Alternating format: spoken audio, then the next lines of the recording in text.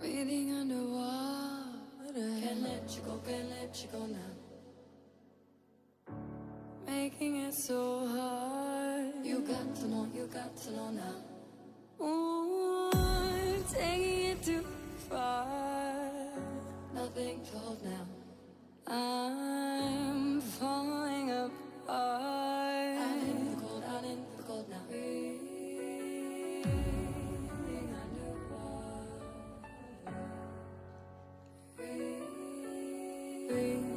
Breathing underwater now. I can't let go.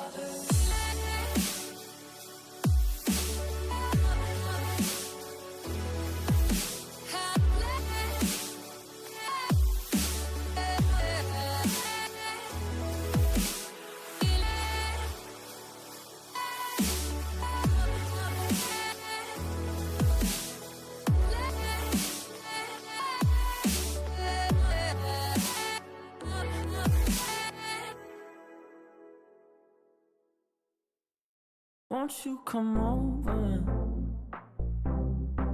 Dying to know where you came from. We're breaking open. Feel like our future's just begun. And all I know is that we lost time. If we stay right here, we could free ourselves inside. We'll stay awake forever. We'll hide away where no one knows. Let's run away together. Just lead me into your world. We'll stay awake forever. We'll hide away where no one knows. Let's run away together on our own. Just lead me into your world.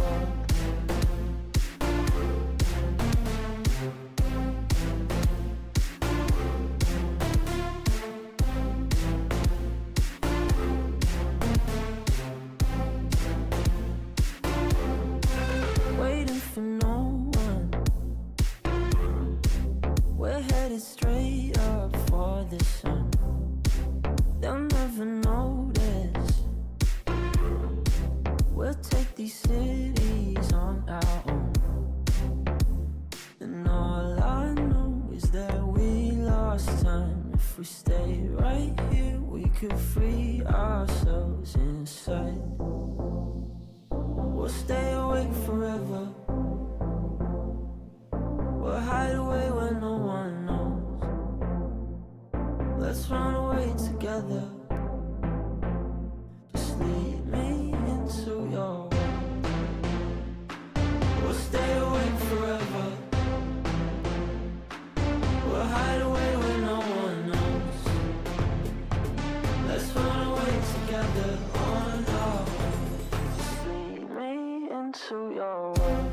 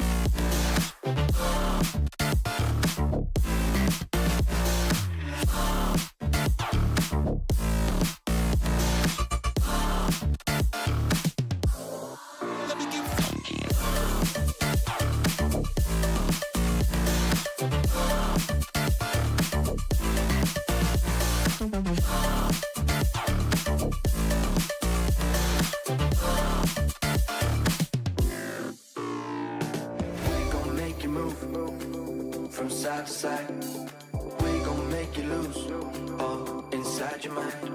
Oh, we gon' get you through this, just for one more high. So baby, let's orbit tonight. We gon' make you move from side to side. We gon' make you lose all inside your mind.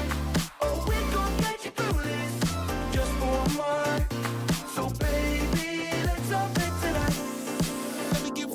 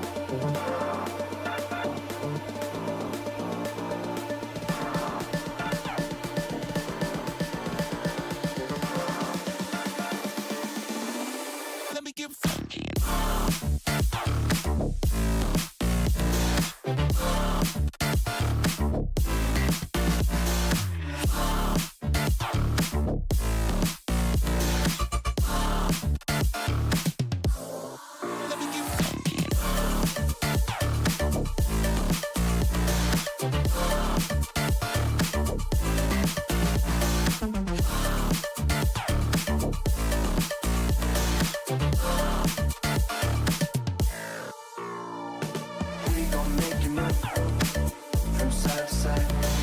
We gon' make you lose all inside your mind. Oh, we gon' get you through this just for one more night. So baby, let's solve it tonight. We gon' make you move.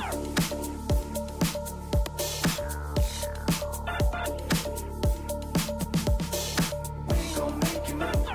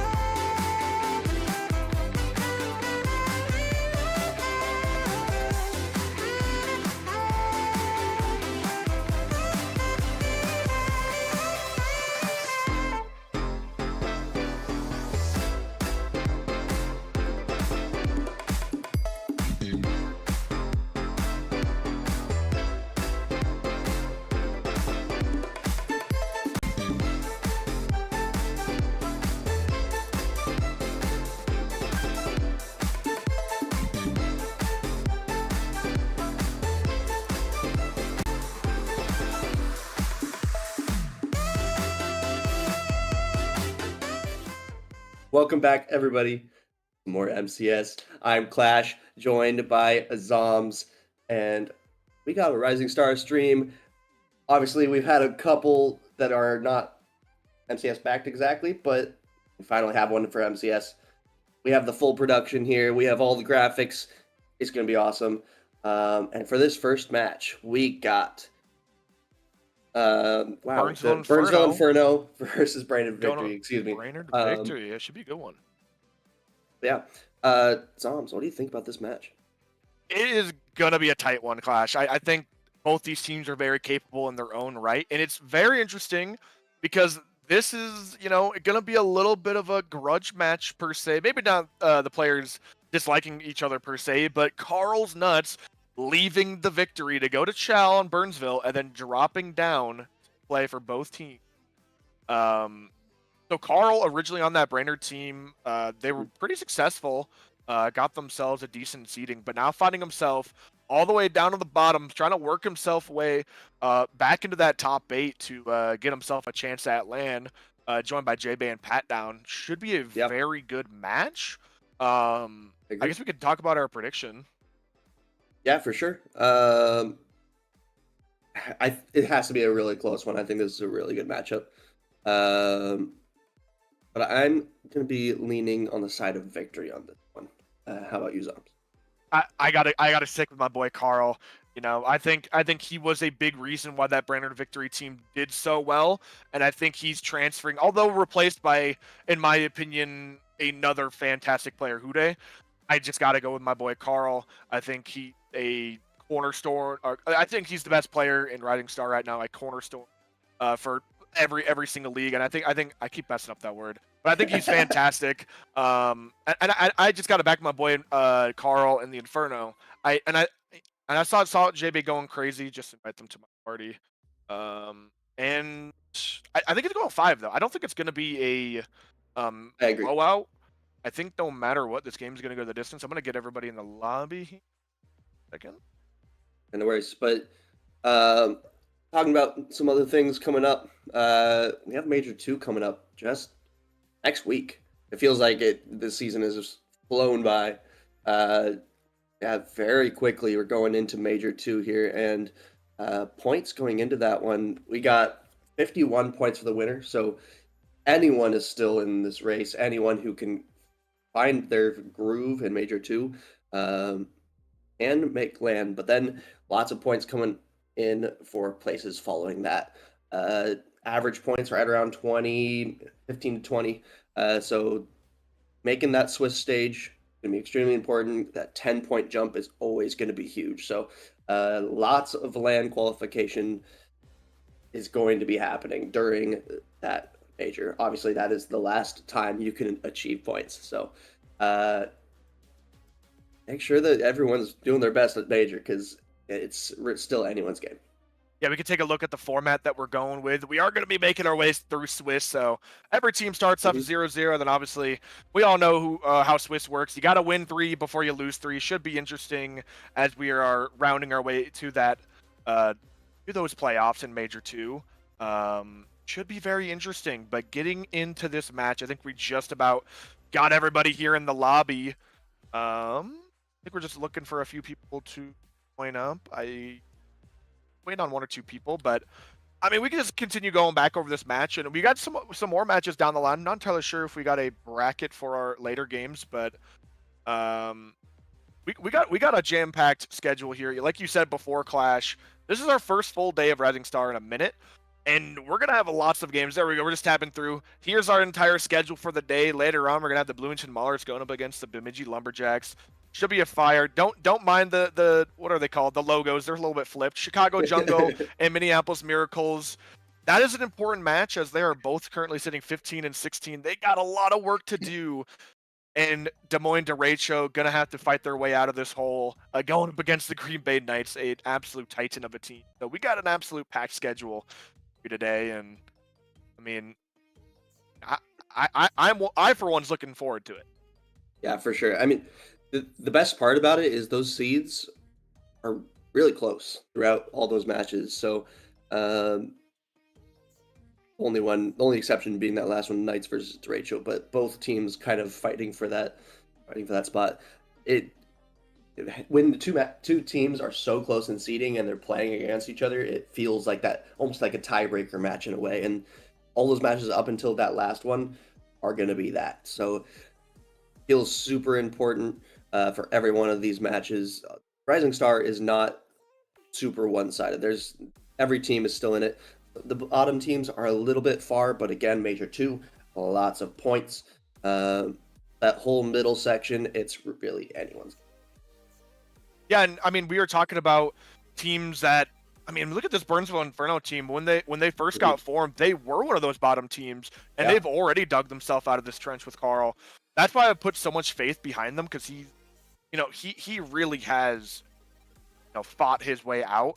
But they are not out yet. They are still in the danger zone. I don't think there's many teams that are safe. If any, I think maybe the 1 seed's probably safe, maybe the 2 seed. But if you don't make it out of Swiss, you could be on the chopping block and you don't know it yet. Got everybody in the lobby here now. I think we're just about ready to get going. They're joining without us. Just about ready to tap into the game here. And I'm ready to just get on the kickoff here. There we are. Yeah, absolutely. Yeah, making that switch stage in Major 2 is so important. It's a big point jump, and every position after that is even more so. If you're in that middle range and you don't make Swiss, quite honestly, it's highly unlikely you're going to be able to make land. Have to perform on the day, have to be able to perform in those big tournament formats, have to show that resilience, because it's a lot of matches through Swiss. So very important coming up next week, and then playoffs following the week after that. If you qualify for it, those top 8 teams come out of Swiss will be there. But we are getting into this one, and man, Zoms, I'm excited for this one. This is such a tight matchup on paper, and I think it's going to be a tight matchup. On the pitch, I completely agree. Yeah, I mean, both these teams, a little bit of history with each other, but that ball's flying back towards Huday's going to have a chance, and Huday, a guy that was started the season in Challenger, and now he found himself here on a super team, I would say. And oh my goodness, a good save to start off with Carl. Expected to see plenty of fantastic saves, but the last time the lights were on Carl, they might have gotten a bit too bright. Honestly, I talked to him the series after. It might have been he said the worst series he's ever played in Rising Star, but I think he's still got it in him to bounce back, but forward Huday's going to be looking for the sidewall, going to call himself off as Swit's in the decent position, but Pat Down's there. This is probably the only player on the field I'm not too familiar with. Pat Down looking to make a start here, but it's going to be J-Bay to pop it up for Swit. Swit's got an easy clear down, and Carl's already there to intercept, and like we've already kind of were expecting, this game's going back and forth.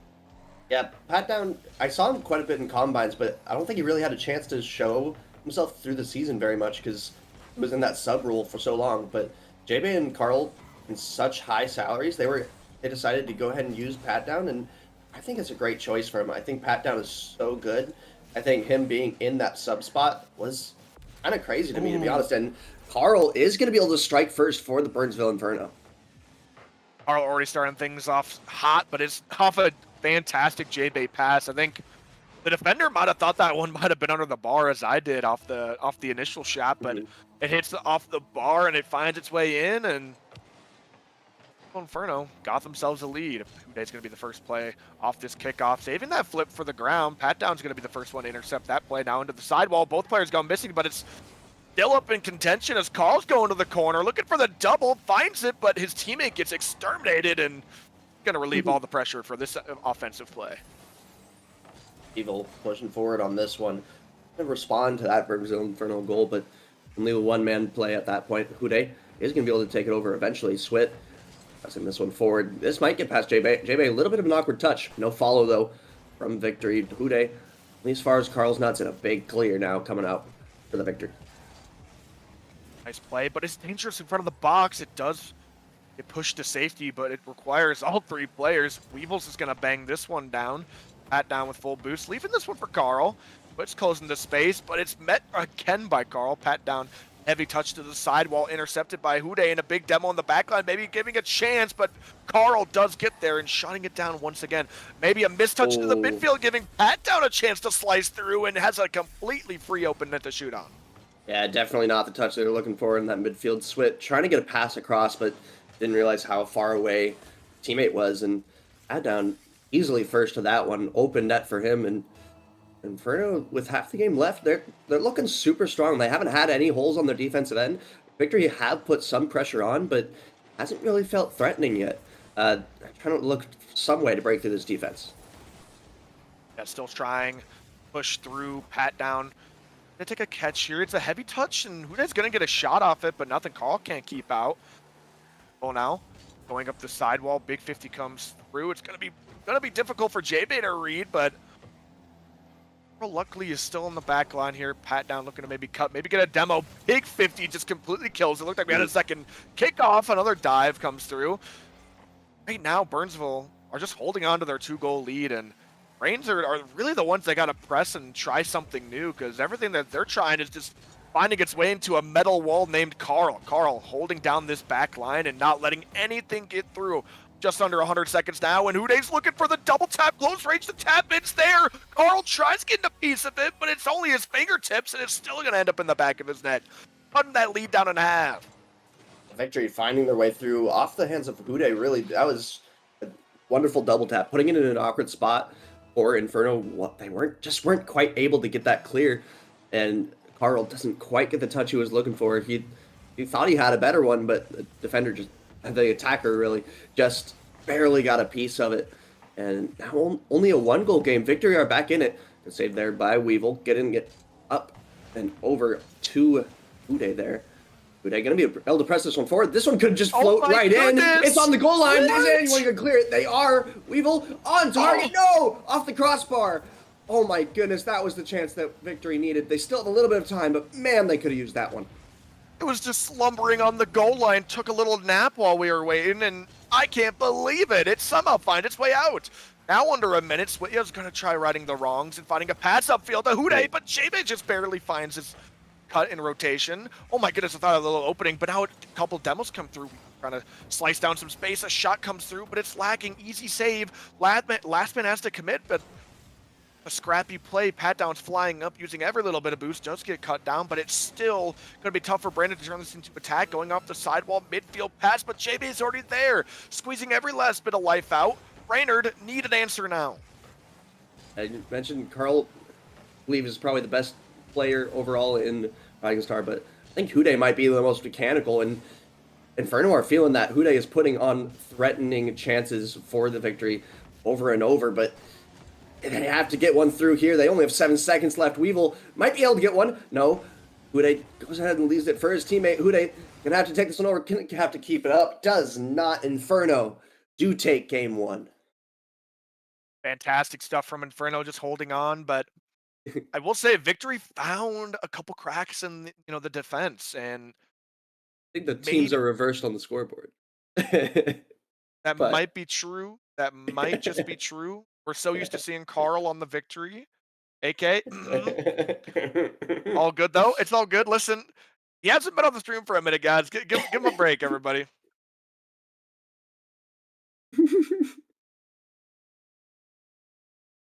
I said it in that for the lobby, AK. You didn't tell me which colors.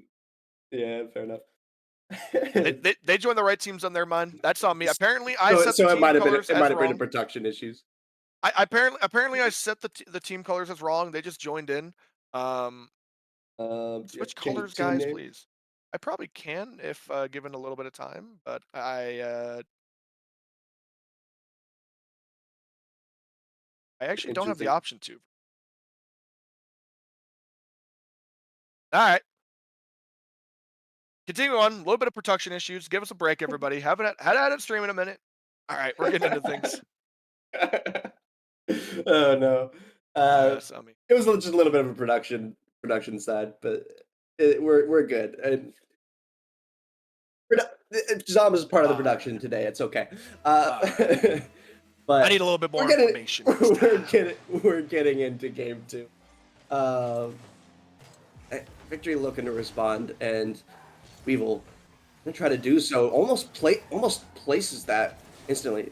Inferno with the lead now, 1-0 in the series.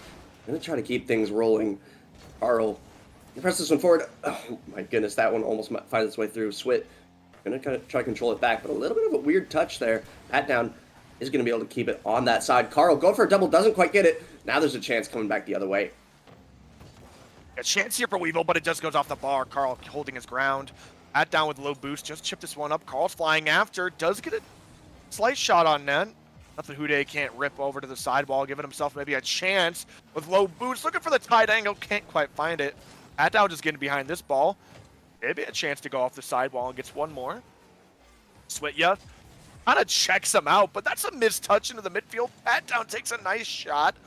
Hude, very awkward, does get the save, as this one's going to go off the corner. Weevil, clear path to the sidewall here, but no scoring opportunities quite yet. But maybe this is a chance. Not quite. Carl holds him at bay, but it's been very back and forth so far.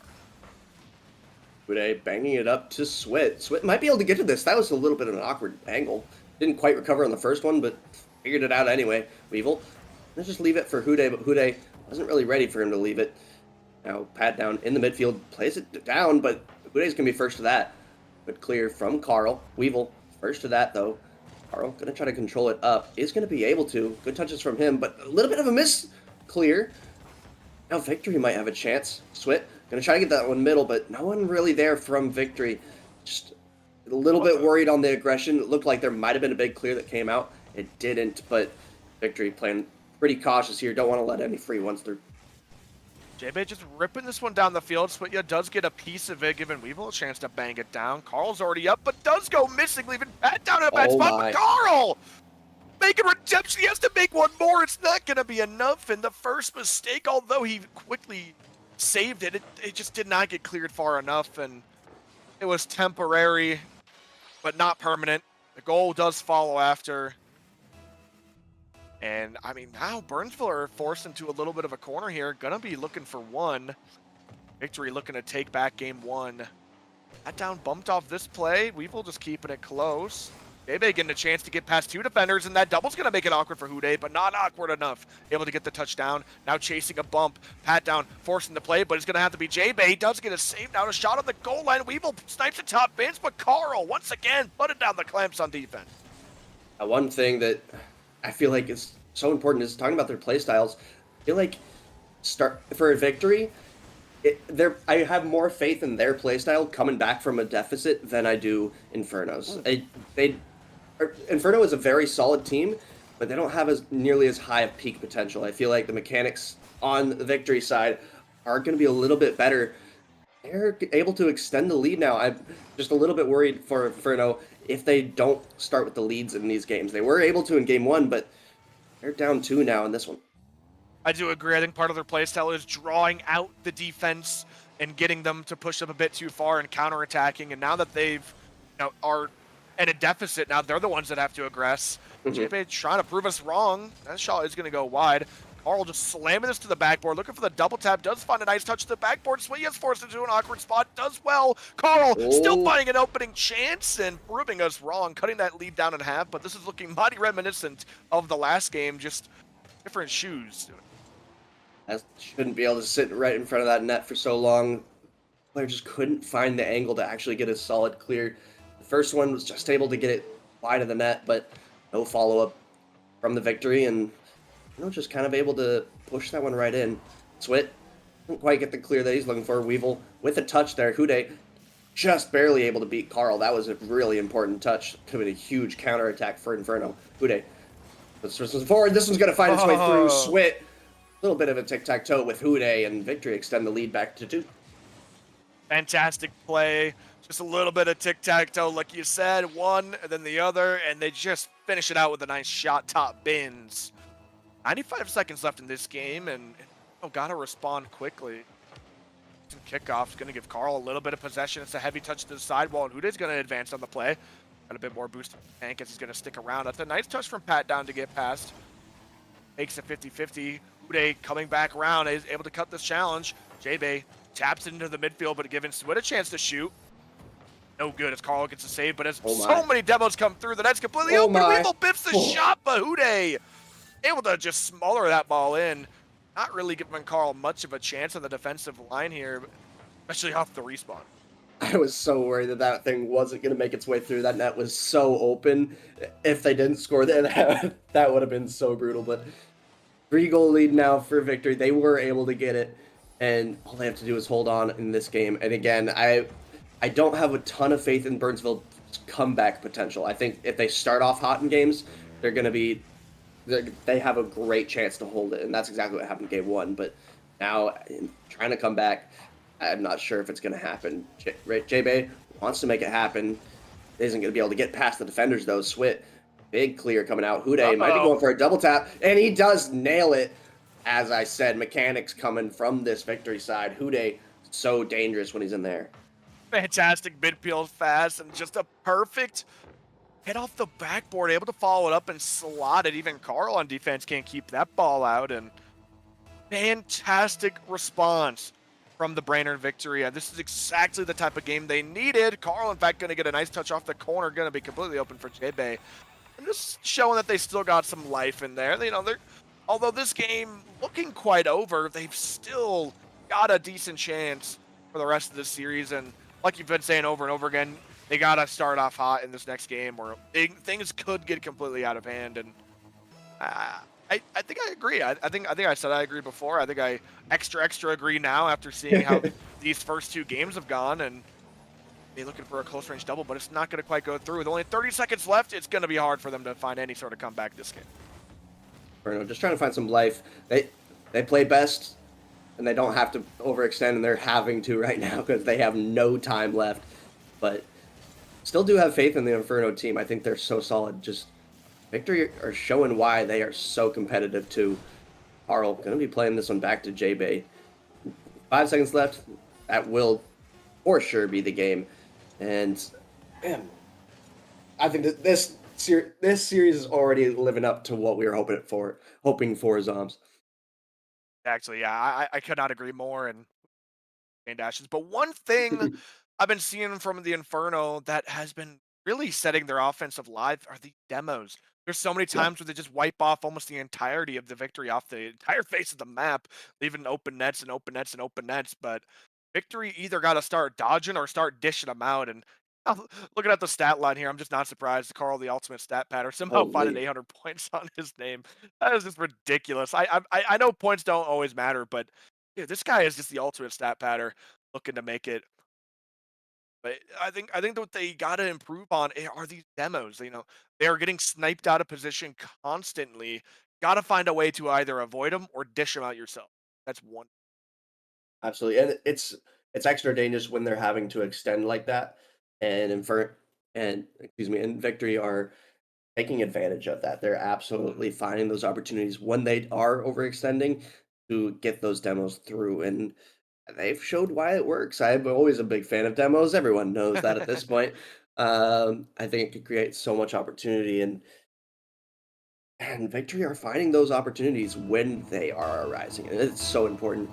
But as we get into Game 3, this game is, other than Game 5, obviously, in almost every series, Game 3 is the most important, other than that final deciding game, because that coming back 2 games in a row versus just the final single game, it's always going to be so much harder. Game 3, this could very well turn the tide of the series. Well, somebody heard demos and started chasing all over the map. I don't know who exactly that was. People's going to be putting this one mid. Can't quite get it past J-Bay, but a little bit of a double commit on the side of the Inferno.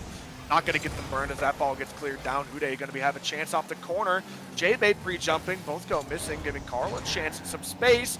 Fakes out the first man, looking for a 50 into the midfield. It's a great pass, but the second man nowhere near. J-Bay looking to chase this ball, but with only 6 boosts to his name. Gonna have to settle for a pinch that gets past his own teammate. Carl holding stoically on the goal line, able to keep that ball out. Keeping the scoreline 0-0, but for how long as another shot comes ripping in? Okay, stealing the boost, leaving the Inferno absolutely dried. We've looking for the sidewall, but this is just enough time to give his teammates some boost and maybe a time to challenge. A good defense there from Inferno. They got themselves in a bit of an awkward position, but follow-ups after that were solid enough. They were able to get some very good clears, very important clears. That one, again, going to be saved away. Lots of pressure coming out from the Victory. Not quite able to get it through, though. Swit going to try to pass this one middle, only as far as Pat down. Going to take it to his side. Carl taking it over now. A little pop, though. Hude going to be first to that one. Now Weevil could be taking this one over, continuing up onto the ceiling. Weevil going for a 50 onto Pat Down. Good beat by him. Swit, huge pinch coming out of the corner. Weevil going to be able to take first control on that. Hude up for this one, pops it for Swit. Swit can't quite commit. It was just a little bit far on that one. I don't think that was quite what they had drawn up, but they still have pressure going, and this one's going to find its way through. Eventually, the cracks showed, and Weevil gets the first one on the board in Game 3. Right now, it's just a testament of pressure. Victory have basically held Inferno down in their half the entire game. Currently 7 shots to 0, and we're only 2 minutes into this game. Gosh, I mean, this has been one-sided to the unbelievable degree. But yeah, taking one more shot, that one's going to go wide, but this one's not, as it finds its way resting on the goal line. Will find its way in, but that shot could not have been more pixel perfect if you tried. Yeah, absolutely. Inferno, they don't mind being on the defensive end, but you cannot be on the defensive end the entire game, and that's exactly what's happened so far. We've had 2 minutes and 15 seconds of offensive pressure for the victory so far, and it has not let up. It's still continuing. Carl getting demoed on the back line. Swit just taking all the time in the world, because he has all the time in the world, all the space coming from that demo. Carl, huge clear. This is the chance now for Inferno. They want this so badly. Pat Down, gonna get the 50 out. Weevil, very nice little pinch clear for him. He's gonna have 0 boost though. Swit, such a simple little clear. Finally, a little bit of offense coming out from Inferno, but it really feels like it's just still relieving that pressure. That was just a one-off chance, and yeah, you're getting another shot here, and maybe building some sort of pressure, but as 2 of your most important players are committing in one single corner, and now stealing the boost off Pat Down, who has a solo play, this entire play just feels like, I can already tell it's going to fizzle out soon. Carl is going to try his best to advance his play, and JB's chasing a demo, but there's just not enough pressure to keep it going. Carl's trying to turn on a dime, but now leaving the defender in a really awkward position. Carl's able to get back and secure some boost. Hunter boost looking for the midfield pass. Pat Down's there, catches the ball first time, looking for the flick, but Hude closes the space and gets it past. JB on the back foot, having to dodge the demo and get the clear, puts it down in the corner, but another shot comes through. Carl able to get his hand up. It's a dangerous ball in front of the goal, and eventually it'll find its way to the back of the net. Weevil making it 3. Watching Carl's perspective, or Pat Down's perspective on this one, it was just so awkward. He had to get up so early and read the ball so quickly, but there was just so much pressure coming out from this victory team. They were just first to every ball there and kept that thing going. Hude has been such a huge part of that pressure. He's been able to get those 1 extra touches that are just beating those defenders on that back line, and man, victory just are unrelenting right now. Oh my goodness, the demos just keep flowing in a clash. There's just, I feel like there's not much they can do. And once again, I mean, I'm just looking at the scoreboard here. I mean, each single player of the Inferno had 4 shots in the entirety of Victory, or sorry, the Inferno combined. I mean, the Victory are just overwhelming right now, and they've got to find back 3, and it's not even just this game. Looking at the last game as well, just the combined, oh no, finally. It looked like maybe a chance, maybe some sort of mistake, but it doubles as a fake, and Swit actually gets the goal for this. I have no idea how he got that touch, but he does get awarded 4. And this has been completely one-sided. I don't know what happened. This match went from being really close, really tight, to just completely one-sided clash. It really has. There's been very little to stand on if you're an Inferno. They've had pressure for maybe 20 seconds so far this game. The rest of it has been all victory. Hude, a little bit of a weird touch on that. This doesn't even seem like, it seems like a lot of troll, and it doesn't matter if they're trolling or not. I mean, Weevil's gonna come away with another goal. Just silly mistake in the midfield. Just flopping down on the ball. Carl kind of getting Keem stomped a little bit, but at this point in the game, you know you've lost. You just gotta go into the next one, clear your mindset. I mean, hopefully they're laughing at that, not sitting in silence, because a good mindset might be the difference going into the rest of the series. And I don't know what they need right now. They're only gonna have about 1 minute and 10 seconds to think about it, so you gotta figure it out quick. But something's gotta change, and I'm not gonna lie. I don't know where you begin because it seems so dominant.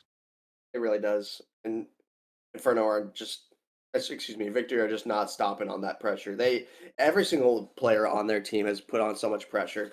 Weevil with 4 goals that game. It's just, Hude, we kept talking about him, but he was a little bit quieter on that one. The score line for him just wasn't as much, but he's creating so many opportunities for his team too.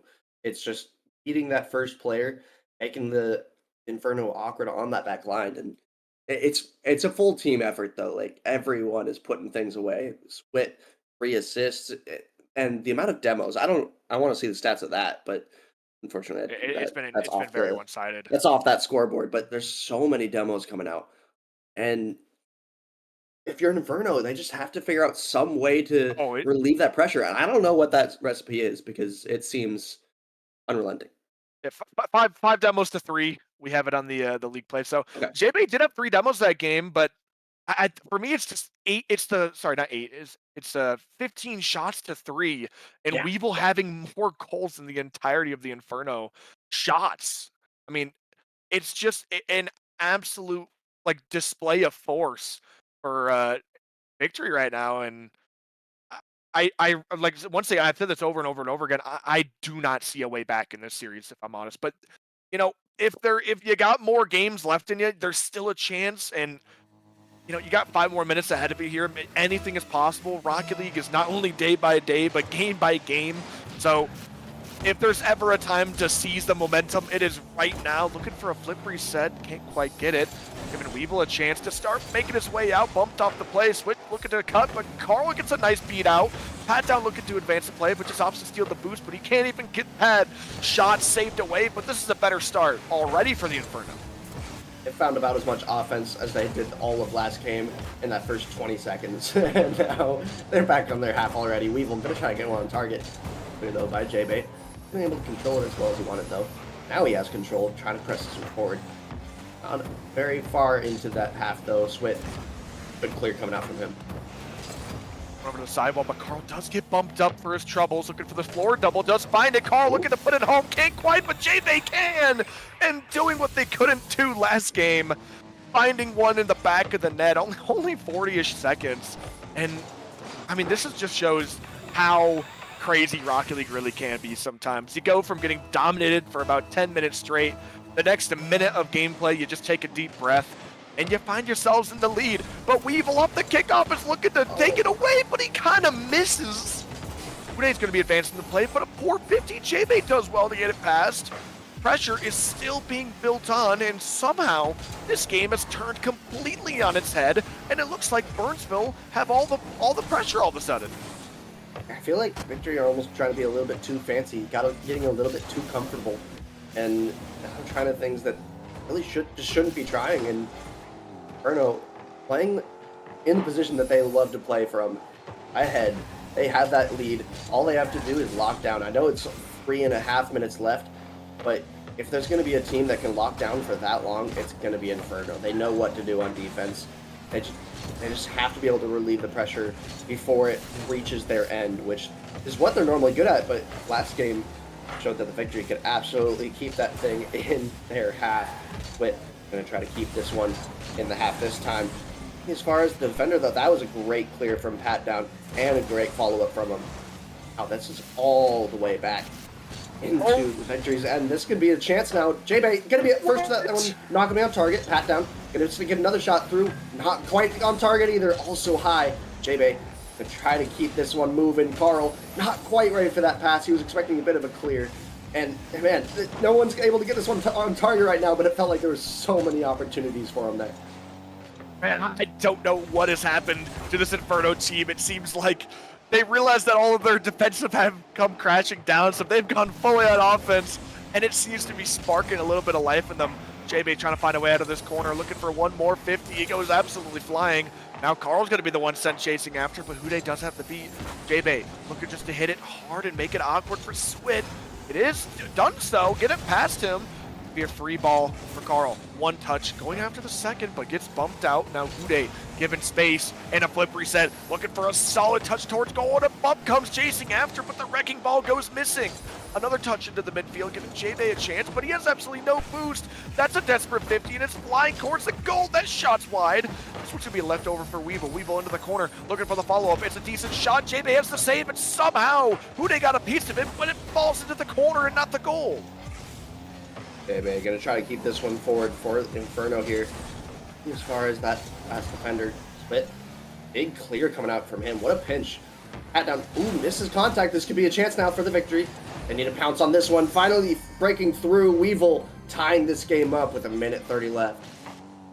And this is a bad sign for the Inferno. If this victory squad is getting their engines fired up, it's not a good sign, because once this team starts cooking, they never turn off the gas. You gotta see if, you know, the Inferno have a way back into the series. Switya off the kickoff is going to get the first chance here, putting Pat down an awkward spot to the ceiling. The net is temporarily open. Oh my goodness, both players missed their mark. Switya cutting this ball, making Carl a little bit awkward, getting one more touch as well, almost the bump, and into the corner. Another bump comes through, now a fake, popping it high, looking for the low 50, but JB going missing. Honestly, ends up working because Weevil was playing the 50. Now Carl cleared it to the sidewall, but Switya's already on it. JB gets the clear down.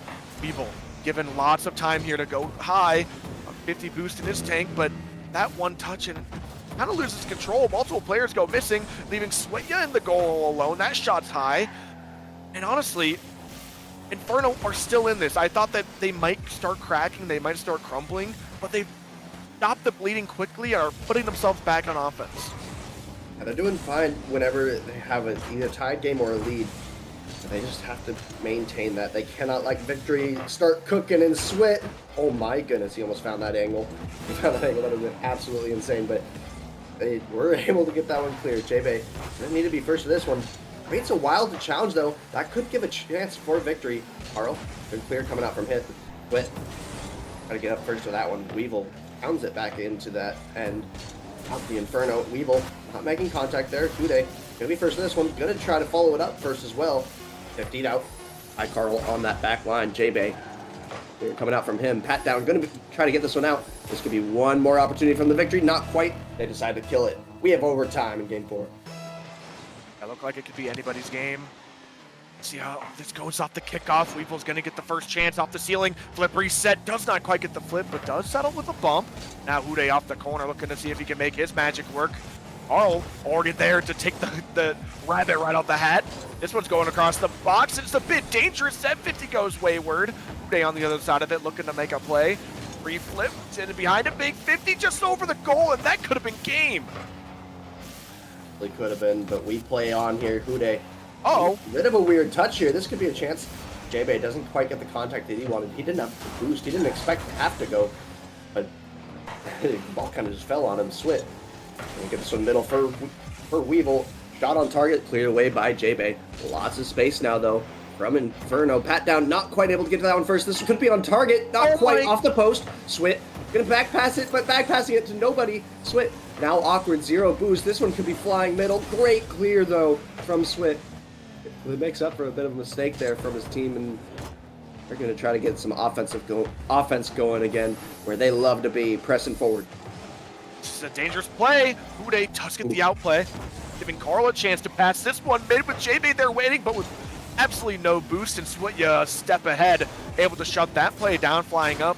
Midfield pass comes through, but Switya's not ready. Carl trying his best to close the space, does well and secures the 100 boost, but gives Demon for his troubles. Hude clearing this ball out, now chasing after with absolutely no boost to his name. Has settled for a 50.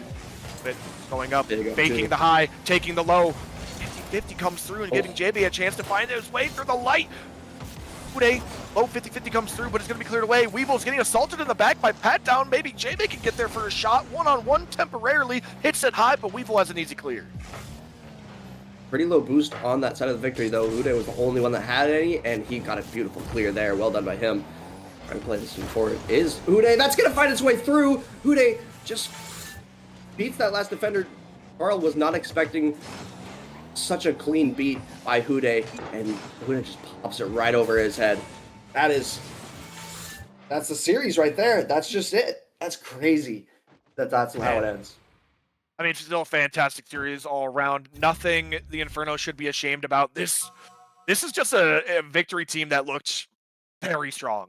And definitely a team that every other team should be looking at and maybe should be worried about, because there were not many weaknesses in that armor. You know, there was a few No. moments here and there where they started to get a little bit loose. But if that's your one big flaw, that you're getting a little bit overconfident, that's a pretty good flaw to have. Mhm. That's a good sign. Um, but looking into the next game, Clash, we got the show must go on, and we still got plenty of Rocket League ahead of us. Just gonna take a quick look at the schedule right before we go on break here, and just stay tuned for Bloomington Maulers and the Bemidji Lumberjacks. Thank you, Yeah, everybody. unfortunately, I won't be able to be here for that one, but go Bloomington Maulers. Those are your boys, and make sure to drop those Twitch primes if you got them waiting there. Always want to just do a little bit of a free Absolutely. promo for the boys, but we'll be right back with a quick break.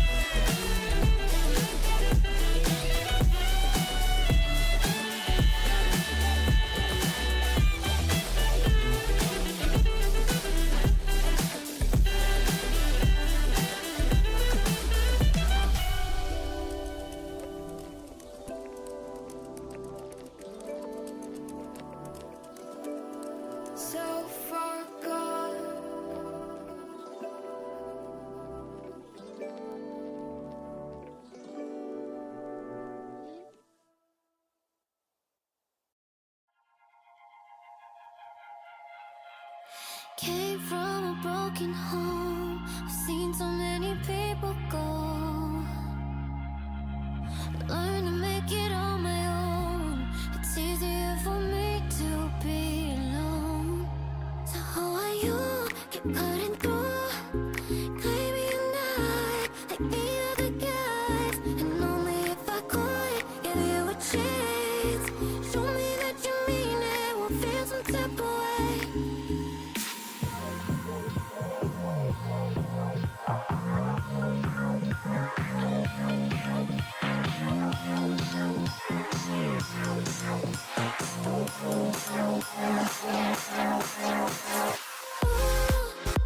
Why do you keep chasing clouds? Better live before I feel something. Before I go and change my mind. I said, why do you keep chasing clouds? Better live before I feel something. Before I go and change my mind. Something must be real wrong with me. Keep wanting just to see you show up at my door. Et même quand je suis froide, un peu indifférent, tu continues tout de même de montrer tes efforts. I'm trying to keep my heart in peace. I just can't think about the way that I feel. It's too hard to trust. I mess it up. I just can't risk to be falling like this. Oh, why do you keep chasing clouds? Before I go and change my mind. Hello, everybody. We're back. Rising Star Thursday. We got some more Rising Star action ahead of us for today. Joined on the desk with Stewie. What's up? What's going on? I'm just here. We're hanging out. We're having a good time. I don't know. We're watching some Rocket League. We're watching some Rocket League, and we got some big matches ahead of us, Stewie. Yes, we do. Some big implications. We got Lumberjacks and we got the Maulers. These are two teams still fighting for land, like every team. And we got a bunch more matches for us today. I'll take one look at the schedule here going forward. We got the Minneapolis Miracles going up against the Chicago Jungle later in the night. And now our night, we got the Des Moines Derecho and the Green Bay Knights. But right now, we got Bloomington Maulers and Bemidji Lumberjacks. Who do you got, Stewie? Get hype. This is going to be a good one. You got the two longest names franchise-wise. You can't get a longer name than the Bloomington Maulers or the Bemidji Lumberjacks. An absolute pain in the butt to deal with when you're typing anything about their team. But playing against them, well, I mean, we haven't seen much of Rising Star this season. They've kind of been in the dark, and I feel bad for them because we've been waiting on the ability to return to actually stream their matches. And now that we have made that return, I have to go with Zoms, the guy who has been the backbone for me for a long time now. And his Backbone, team you won say? Premier last season. And they're going to win today as well. Give me the Bloomington Maulers. I got to go with my guy Clash. I got to go with Juxo leading his team. You know what? I can't pick against them, Zoms. I think that's fair. They have been really gross all season long, but there has really only been a few teams at the very tip top at Rising Star for me. And the Bemidji Lumberjacks have been up there all season long for me. So I'm going to be predicting them for sure. Just all three players on their team are titans in their own aspect. All three players are very capable. They did fall to the mighty Rochester Rhythm last week, but that's just obvious. But you gotta give me Bemidji, and I think this is probably, I don't know if they'll go the distance. I will say 4. I think it definitely can go the distance. I know the level Juxo can always play to, but I have seen ups and downs with that team. I've seen them play fantastic, and I've honestly seen them play pretty horrible. So if this is a Bemidji Lumberjacks that's playing their normal, and this is a Bloomington Maulers that's peaking, this could be a lot closer than I'm anticipating. We can look at the point spread real quick once again. We went over it last time. We'll take a look at the bracket. We are, once again, like we said before, going through Swiss. We're coming up on that. Win 3 before you lose 3, Stewie. obviously, yeah, 3 wins advances you on, makes you so you don't have to play in any of those lower rounds, because you definitely do not want to be caught, Zoms, in any of the red on your screen. The 0-1s, the 0-2s, the elimination spots, the 1-2s, even that 2-2 round, you can be pushed to the brink against a team that you probably shouldn't even be playing against if you were a high seed going into it. So really, if you're the top seed, you want to just win your way out, win three series. They're all best of 5s, get through, and that should be fun. We'll see what ends up happening, but Zoms, point spread for major number 2 for this season on your screen right now: 51 points for first place, 40 points for second, 30, 20, 10, 5, and nothing. If you go 0-3 in Swiss, you ain't getting a single dime. But hey, you went 0-3 in Swiss, you probably don't deserve a single dime. The good news, though, Zoms, is 51 points for first place. That will keep everybody in and allow everybody to compete as much as they want. You know, we are going to make sure that teams have a chance. If they are, I mean, if you win major number 2, you had to beat some pretty good teams to get there. So I would say you're deserving of at least 51 points if you can do that. But, you know, especially if you're a lower seed. But I think we have everyone in the lobby. We've made our predictions. And Zoms, we're ready to get this thing underway. Series number 2 of the night. Yeah, it should be an absolute good one. The one thing I really like about this point spread, I don't think it's given enough love, is yes, you can absolutely dominate, but if you put a struggling team all season long and this is your chance. Like, you can still make it, but I like how you won't just jump into like first. So I think it's pretty good this season. But enough about what's to come. Let's get into the present here. And these two Titans are going to be matching off for a little bit of a 50-50. But Landon found some space, looking for a shot. It's going to be saved away by Hero with a quick little double. Boosteel comes through, and Pure's looking for the shot, and it looks like we're going to be playing with the sub. I don't know if that is a intentional move or not. I was talking to Juck, so I heard that they might try switching it up with this roster. So this might be an intentional sub out, throwing Pure in that starting roster. Yeah, no Creed. So this is their one and only sub. But sometimes you kind of have to, you know, use whatever you can. But yeah, we'll get the score. We'll get it reset. We'll fix it in a second. Just chill out. All right. AK's got to reset this. There it goes. Yeah, we're fine. All right. Chill out, guys. Yeah, he just has to press one button. But regardless, no, Juxo, I believe it's Landon. That's what LN, yeah, because that's an L. And Pure. I did play against Pure when I did play this match, or when I did play in Challenger. I did get to play against Pure. Not a bad player. Did step up quite a bit. So we'll see what happens with Bloomington. But the Lumberjacks, their full roster: Hero, Duke, and Cosmic. And Cosmic has slowly but surely been absolutely tearing Rising Star to shreds. Him and Hero have completely come out of nowhere this season to kind of be the two that are the problem creators for the Lumberloons. But I think the first goal on the board, and like I said, Zoms, it's those two to connect up and open the scoring. Yeah, and the one thing I really like about this entire Bemidji roster is there's no weak link. You know, all three of these players are unbelievably capable. And just having a roster like that in this season of Rising Star is so powerful. But we're talking about Pure is stepping up to the next degree, and it's happening right here. Fantastic midfield pass. Pure's plums flying up and just gets the itsy bitsy piece of it to fly to the top corner. Good luck saving that one. Ends at home, and yeah, that's pretty play. Pretty pass to start off with.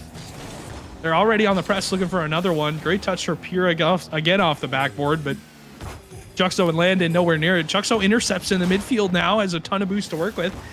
And this is why we love Rising Star. All these guys got their cams on. We got 6 cameras in the lobby right now, and you're going to see reaction after reaction as the series goes on. A touch from Pure sent all the way to the backboard. No defender ends up reading it. It doesn't even matter because Bloomington didn't need to hit it. Cosmic missed the follow-up anyways. But here comes the Lumberjacks. A couple of players on the offensive side. Point man rotates out to create space and clear space for Bemidji to work with, but they don't end up getting anything after it. We'll have to break through one time here to get the lead, and then see what they do after that if they can get the lead. A ball to work with, but Hero does well to get a shot on. Landon, big clear, but Duke's already there to pass this one mid. Juxo slicing that play down. A couple players jumping up, and it's going to go wayward over to Pure, who gets a chance to slow the play down. Fantastic way to just take some space, but Cosmic does well to close the gap. Big clear comes out for Duke. It's going to find its way to the hands of Landon. Going to give Hero a chance to advance the play. The bump goes missing, but Pure has an excellent challenge. Juxo just taking a shot from the midfield line. Nothing iCosmic can't keep out. That's right. 50-50 comes through, and Duke on the back line. Double commit comes through, and we're just looking for who makes the first mistake, really. Both these teams have had, their fair share of double commits, but nothing large enough to get them burned. But that might be a good shot for the midfield line, but it's saved away, Stewie. Yeah, and I don't really like to say it, but whoa, Cosmic open net just can't get there in time. It was a great pass again from... It wasn't Hero this time, it was Duke to make the midfield pass. Cosmic had dunked into the midfield. Juxo scrambles, does get a redirect touch. The difference, though, between the goals that were scored at the start of this game, Bloomington's goal was, I guess you could say, a highlight reel shot, but a great redirect in the midfield, versus the Lumberjacks. They had to work for their goal and make a play happen just like that, and they're gonna work for their second. None other than Duke to get this shot to go in. I mean, fantastic stuff. I mean, it really does seem like the pressure has been building on for Bemidji for a minute. They finally find their chance, and it's just a poor 50-50 on the goal line. Going to be flying into the back of the net, but still a little bit of time for the Maulers to play with. This one's going to find its way across, giving iCosmic another chance to shoot. That one's going to find the bar, and Pure has to clear. Juxo closing the space, but Hero finds a nice time of challenge. Pure is up, finding a ball mid. It's a decent chance for Juxo to take a shot. Duke's got the save with absolutely no boost to his name, but now securing the corner. Boost Landon, ripping this ball off and looking for the flip reset, but a shut down. Chasing down, it's Hero. Barely finds a 50-50 that flies into the middle. Duke showing off those mechanics, gets a flip reset, flip to the backboard, looking for the double, but clears it. He had enough boost to work with to start, but ran out immediately as that kind of went through. And they get the touch forward is Cosmic, and Pure just can't make the save. Cosmic will make it a 3-1 advantage now. And it's an unfortunate play. Landon running in the midfield, trying to keep pressure on the ball, but Pure just can't stay with it. And a little bit too much pace. Yeah, not enough time to react. It's just jumping up, but it just can't quite get the save. Now, pretty much have to go all in for the Maulers if you want any chance to win in this first game. Landon does get a piece of it, but it's finding its way in front of the net, and Duke is going to easily be able to put that one home. And the goals just keep piling on, and they don't seem to be coming at any difficulty at all as a double commit comes through, and it still works out for the Lumberjacks. Easy shot for Duke to put through. Simple play for the Lumberjacks to make things happen. With only 10 seconds left, this game is more than likely over. They'll make it 5. They're just going to continue scoring, and I don't blame them. Like, you want to get every leg up that you possibly can against a team that held their own for a majority of the game, all the way until the last 10 seconds, if you will. It's just a matter of, like, hey, we want to put our foot down here. Yeah, I think the Lumberjacks have done well to separate themselves this game. But honestly, if you look at the majority of this game, you're right. The Maulers had their fair chances. They kept it close for just about 90% of this game. Just the last 10% got a little away from them. If they can, put that down and not think about it, a couple preset changes look like they're being made. But if you could just ignore the scoreline from this game and realize this game was close. This was not a completely one-sided game.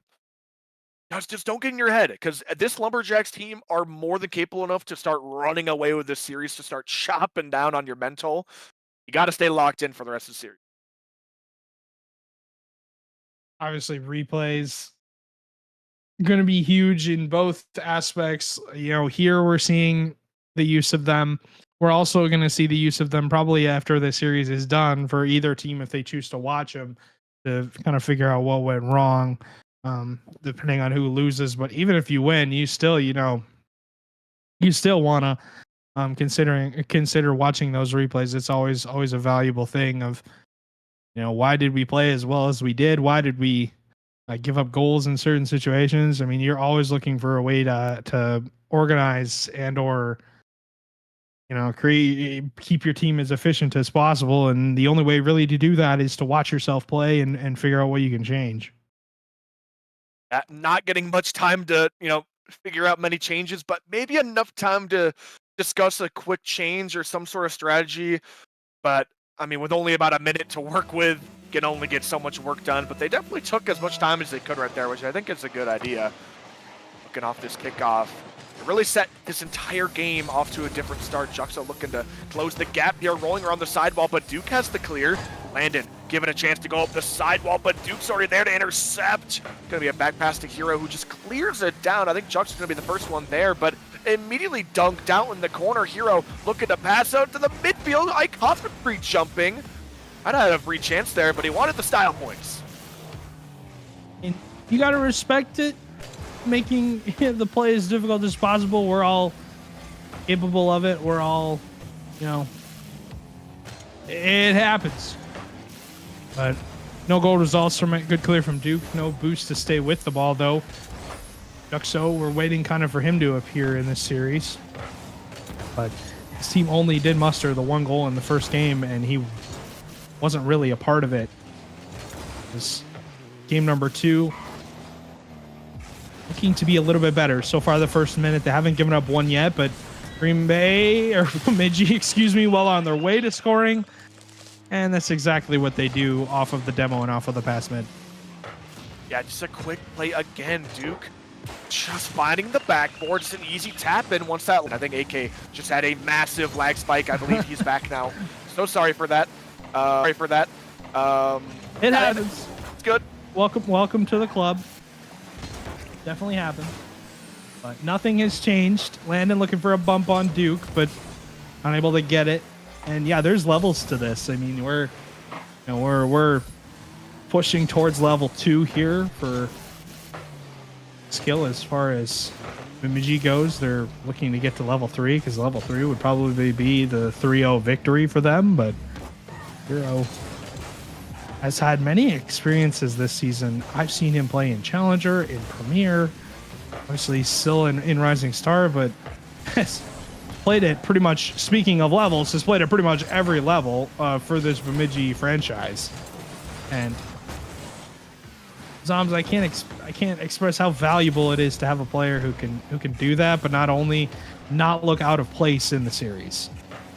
Yeah, it's very, oh my goodness, have on your team, but it's a fantastic save. Honestly, looked like a bit of a, had to make a stoic save on the goal line, and the fact that they have such a player of Hero and icon right behind, that's what makes this team and really one of the top dogs in Rising Star as of right now. Gonna be taking a shot here, missing. Oh my goodness, on the goal line. Oh my goodness, and one more touch over.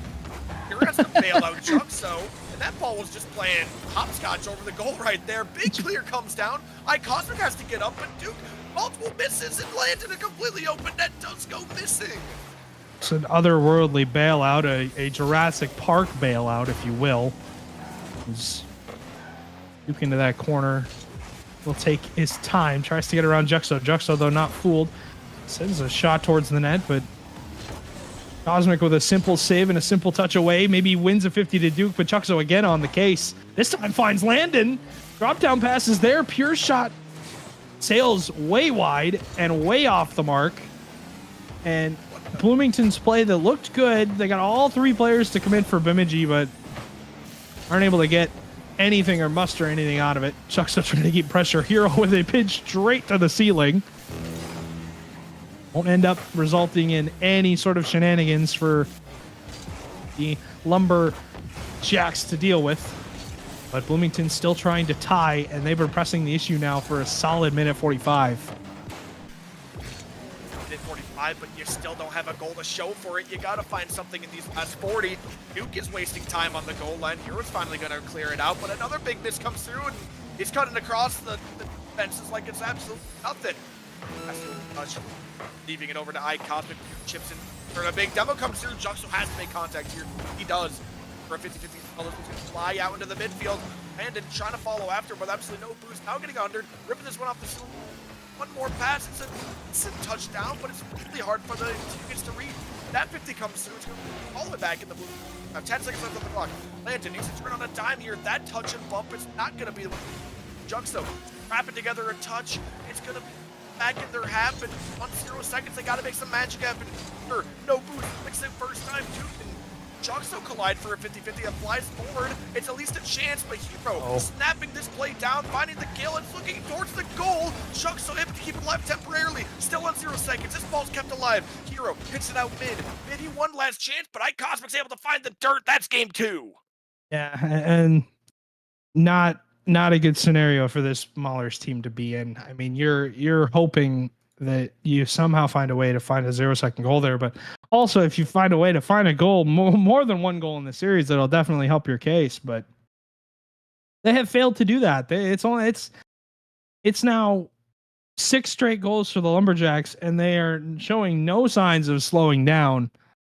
I don't know what the Maulers need to do differently, but it might not be a matter of, hey, maybe we don't give Hero and Duke and Cosmic so much space on the ball. Maybe we start to close the gap a little bit, and it's almost better to just not show, any sort of respect to these players. Because I mean, we've seen what's happened so far. I mean, there's a reason why they're one of the best teams in Rising Star, if not the best. And you can't show them respect, Psalms, because otherwise they're going to take that and then basically shove it back in your face. Yeah, the one really good thing that seems to be happening is we got to look at the camera right there. We're looking at Juxo, that good-looking lad right there. And the one good thing that I saw right there is that he's talking. He's talking a lot. That means they are still confident. They're still chatting up. And that game looked a lot better than the previous game. I mean, realistically, yes, they lost the first game by 4, but it didn't feel quite like 4. They gave up 2 or 3 goals at the end as consolation. And that game was within 1. Honestly, I feel like they probably should have won it. They had the better chances. So they kept a good mental, just chatting it up, at least in the off period here. Juxo rallying the troops. I think that's exactly what he's got to do as this, in my opinion, he's kind of like the captain of this team, even though he's technically not. I think he's the guy that should be leading this team. He has a lot of experience playing Rocket League and leagues and on land and all sorts of experience, even Challenger last season. I think he's a fantastic player to step up, and he's definitely the guy that these two should be listening to right now. But Pure may be the one to make a difference. Oh my goodness, almost finding that corner read. But still, a lot of series left, hopefully, for Bloomington Maulers. Watch out, because they're starting to get active. And I think they should start to think about, can we adopt a physical mindset? Can we start to, rake in some demos, start removing some of these Bemidji players off the field? You give yourself more and more of an opportunity to, get some time and space on the ball with boost if you don't have anybody challenging you. And right now, it's continually been this. One player from Bemidji on the ball, embarrassing Bloomington on defense. And then if Bloomington wants to win this series, that cannot continue to happen. It has to stop at some point. They have to put their finger down at some point. And I got a feeling, I don't know what it is, this game's going to be the game to do it. Yeah, I think they've been slowly turning that pendulum around, slowly but surely. Took a little long, but they have slowly been looking better and better, and this might just be the chance that they can seize. Duke has to make a nice save to the first, maybe not the one he's looking for. Here takes a shot. It's a fantastic save from Duke, but another shot comes in, barreling to the top corner. It's Juxo finally making his mark on this series. Yeah, and I was kind of waiting for him to appear. There's the shot midfield.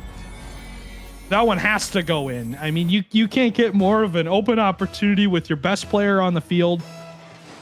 It's to a point where Zoms, that has to find the back of the net. It does, but that's an urgent goal that had to be had. And finally they end that scoring drought that was pretty much towards the midway point of game number 1.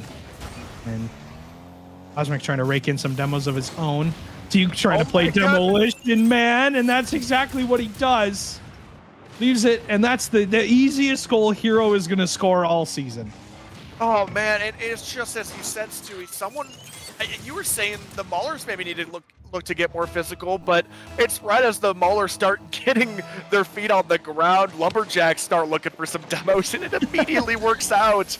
I do agree. I think some demos would really work, but Here we go. the backboard, maybe just shut me up. Just some passing plays, but now Hero, it's a quick flick, maybe not the power he's looking for, but the demo comes through. It's going to be a trade. Duke off the ceiling looking for one more, and this guy's got the mechanics to really get crazy. Not gonna do it here. 50-50 comes through, giving Juxo a chance to pass mid. It might be an opening chance, but Lando just could not quite get there for the shot he wanted. Still a decent chance to keep pressure. Juxo into the midfield for Pure. 50-50 comes down. That's a missed touch out of Hero. He has to get one more. Landon, give it a chance to go sidewall. It's not the touch he was looking for. 50-50 comes through for Juxo. Pure has to close the space, but another demo, and a poor 50 comes through. All three players of the Maulers are stacked in this corner. They gotta get some separation. And I really think, I don't want to put blame on anybody, but as I say that, Landon open net, but he just can't redirect it, find the angle. Pure has been pretty good for being a sub, for playing up somewhat. I mean, obviously close to the level of these players, but I mean, Pure has had a decent series so far. It's played pretty darn well, but I mean, Juxo and Landon, I don't want to say have been underwhelming, but we've kind of been waiting for them to make their mark on this series. Maybe that's the time to do it. The bump on the air dribble comes through, but play doesn't result in anything, Zoms, and now we're trying to figure out who is going to be that playmaker for the Maulers team. Juxo has him on the board. I say that Pure gets a demo. Landon's on the ball.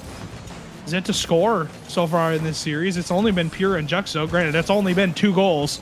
But Zoms, this is where you need, your big time playmakers to step up, find a play, make a play, and score a goal. I think it's time for Landon to step up. He should be that guy for the air plays and the mechanical. He's the guy always keeping high speed, but right now Jux's in the corner just capitalizing off Bemidji mistakes. And I mean, I guess you don't need to be flashier and all, as long as you just capitalize on simple mistakes. Just a free ball in the corner that nobody wants to put a hand up for. Juxo slamming that one in, and those are the type of goals that, yes, they are scoring consistently, and I think you do need to be scoring those goals to be competitive in this series. And I don't think they have been scoring those for the rest of the series, but it's not a consistent enough opportunity. I just don't think you're going to get much more of those opportunities throughout the series to win off of. You need, like you said, you need someone to step up to be making these plays, and right now I am still looking at Landon. No. Oh, and just like that. Oh, no. Only 10 seconds left, Stewie. Yeah, and I don't know if I like Pure's challenge. I think Landon's challenge is even worse. I'm not trying to rag on these guys too much, but I mean, you are up by 1 with 12 seconds left.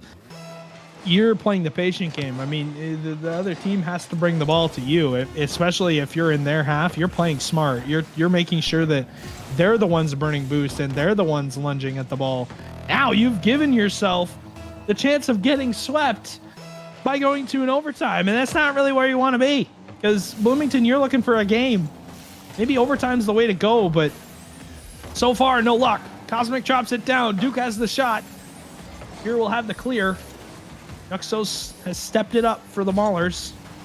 First round pick showing some life, but can he get anything going?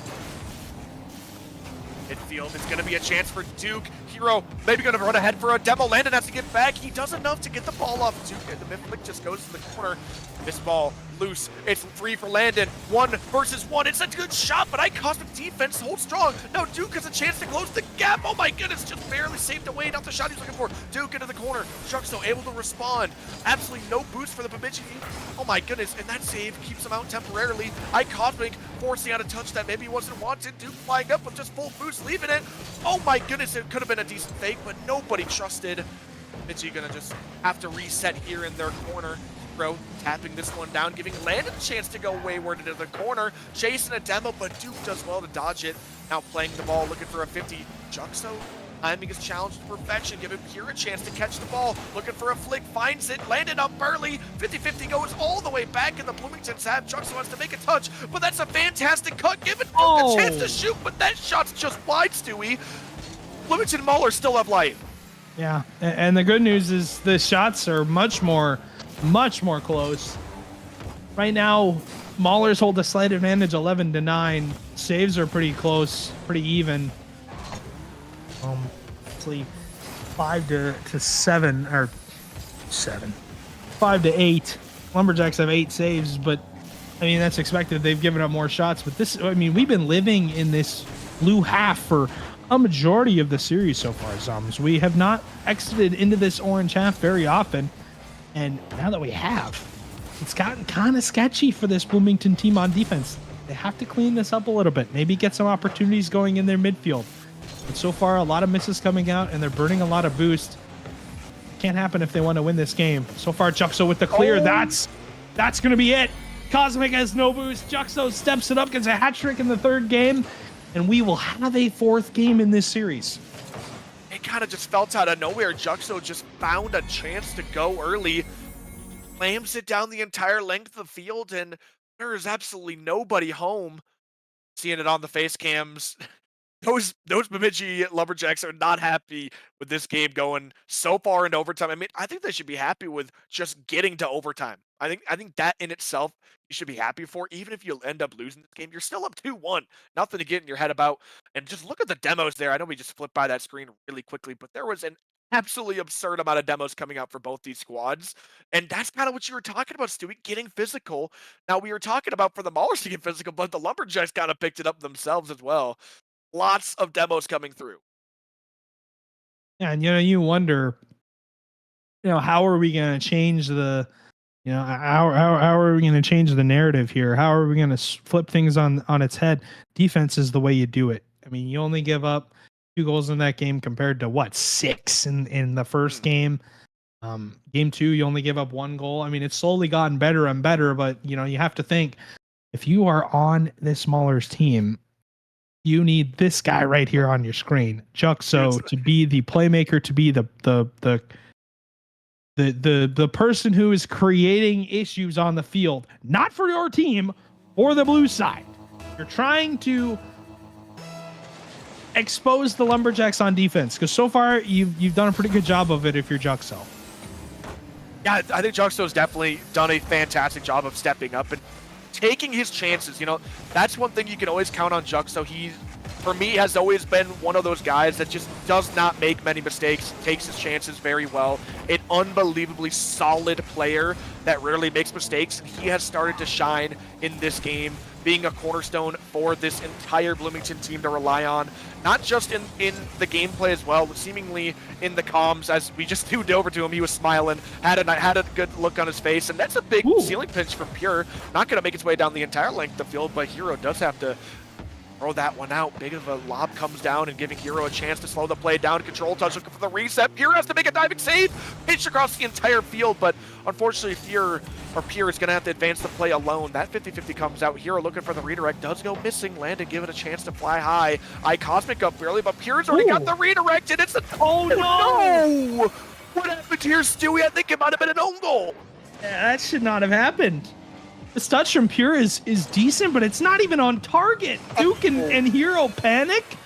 Duke misses the ball. Hero hits it into Duke as he's falling. And that can't happen, Zoms, because that's a freebie. And when you're winning in a series, the last thing you want to do is say, here, you can have a goal. That's not what you want to be doing. Juxo around 2. Plays to the backboard, wins the 50. Pure goes missing on the read, ends up leaving it for Landon. This is much better from Bloomington, much more structured in the midfield, making sure that even if their teammates have a miss, you're communicating that and you're ready for it. And even though Landon didn't get anything from that, he was available. That's a great play from the Lumberjacks. A demo lead play, and another case of, I don't need to hit the ball. All I need to hit is you. Yeah, that's just a fantastic shot as well. And really, the second, I think it was Landon on the back line there, pumped his brakes. That shot came in. It was already over. There's not much he could do.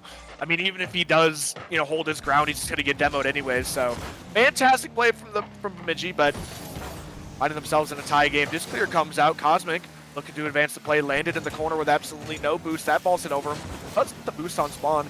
Calling Juxo off, but he goes missing first time. Pure ripping this one upfield. Duke and Landon colliding as one. This ball finds its way forward.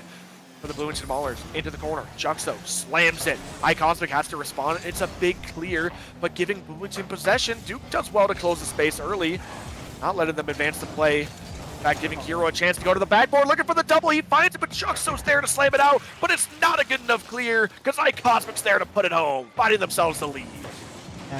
And Hero's play was very solid. A double commit came out from it. Cosmic again on the cleanup. Fires and scores and doesn't need a lot of time to do it. Will this Maulers team really have the breakout offensive game that we've been waiting for them? Obviously, they put up 3 in the last game, but man, when they have given up a lead and gone down, they have turned quiet. That can't be a thing anymore. It needs to be that. Leading the play, making a decision, and then hitting the shot. I mean, it's just another mistake, and Juxo is always ready. He will punish every mistake. Duke, big miss in the corner, giving it just a completely open net. Now, high game with just a little over half the game left to play. This is going to be a free ball in the midfield. Cosmic smartly hits it around, flying up to this now, looking for a 50, but Juxo just slamming it past, looking for the double. Actually leaves it. Here is a free shot, but it goes in completely into the stratosphere. Stratus did just get mentioned. Duke, maybe a beat, but Juxo has a clean beat off the backboard. Hero there to save the day, hitting it over to the sidewall. Pure just going off the ceiling, making that really hard on himself, and now Landon has a tough touch. It's going to be free into the goal. It's such a slow ball, but it's just rumoring its way to the goal, and iCosmic's there to sweep it in. I would love to be iCosmic at this point. He has 3 goals off of Hero basically just saying, all right, I'm going to go bump. You can have the shot. I don't care if I get any points for this game, just as long as we're scoring goals. I mean, that's an unselfish play from Hero. And Cosmic just has continued to clean up, but Juxo, this Maulers team just, they won't go away. I mean, Stewie, we have had, I feel like 3 quick responses now. One for Lumberjacks and 2 for Maulers, just immediately. And 2 of them for the Maulers have been right up the kickoff. It just seems like it shouldn't be consistent goals for them off the kickoff, but they're making it work. And I feel like the Lumberjacks have got to be kicking themselves right now. As long as they're just playing solid off these initial plays, I feel like they'd be winning pretty significantly right now. Obviously, they've gotten the lead. They've gotten it pretty quickly and done a good job of controlling it. Landed towards the backboard. Juxo's there. The follow-up, though, goes wide. Big miss came out from Cosmic on that play. And his teammate and Duke didn't get a great touch to begin with. Landed towards the sidewall. Him and Juxo have stepped it up a little bit, but Landon, I'm still waiting for him to kind of appear in this series. And eventually he will. But right now he's collecting boost and trying to bait a challenge out for Pure, and that's exactly what happens. Yeah, Toms, we're approaching towards the final minute. Yeah, if I was in Landon's shoes right now, he's a guy that likes keeping speed. If I was him, I would just start circling around the back line, just getting as many kills as possible. Because right now, Pure and Juxo are scoring everything. They are putting away their chances.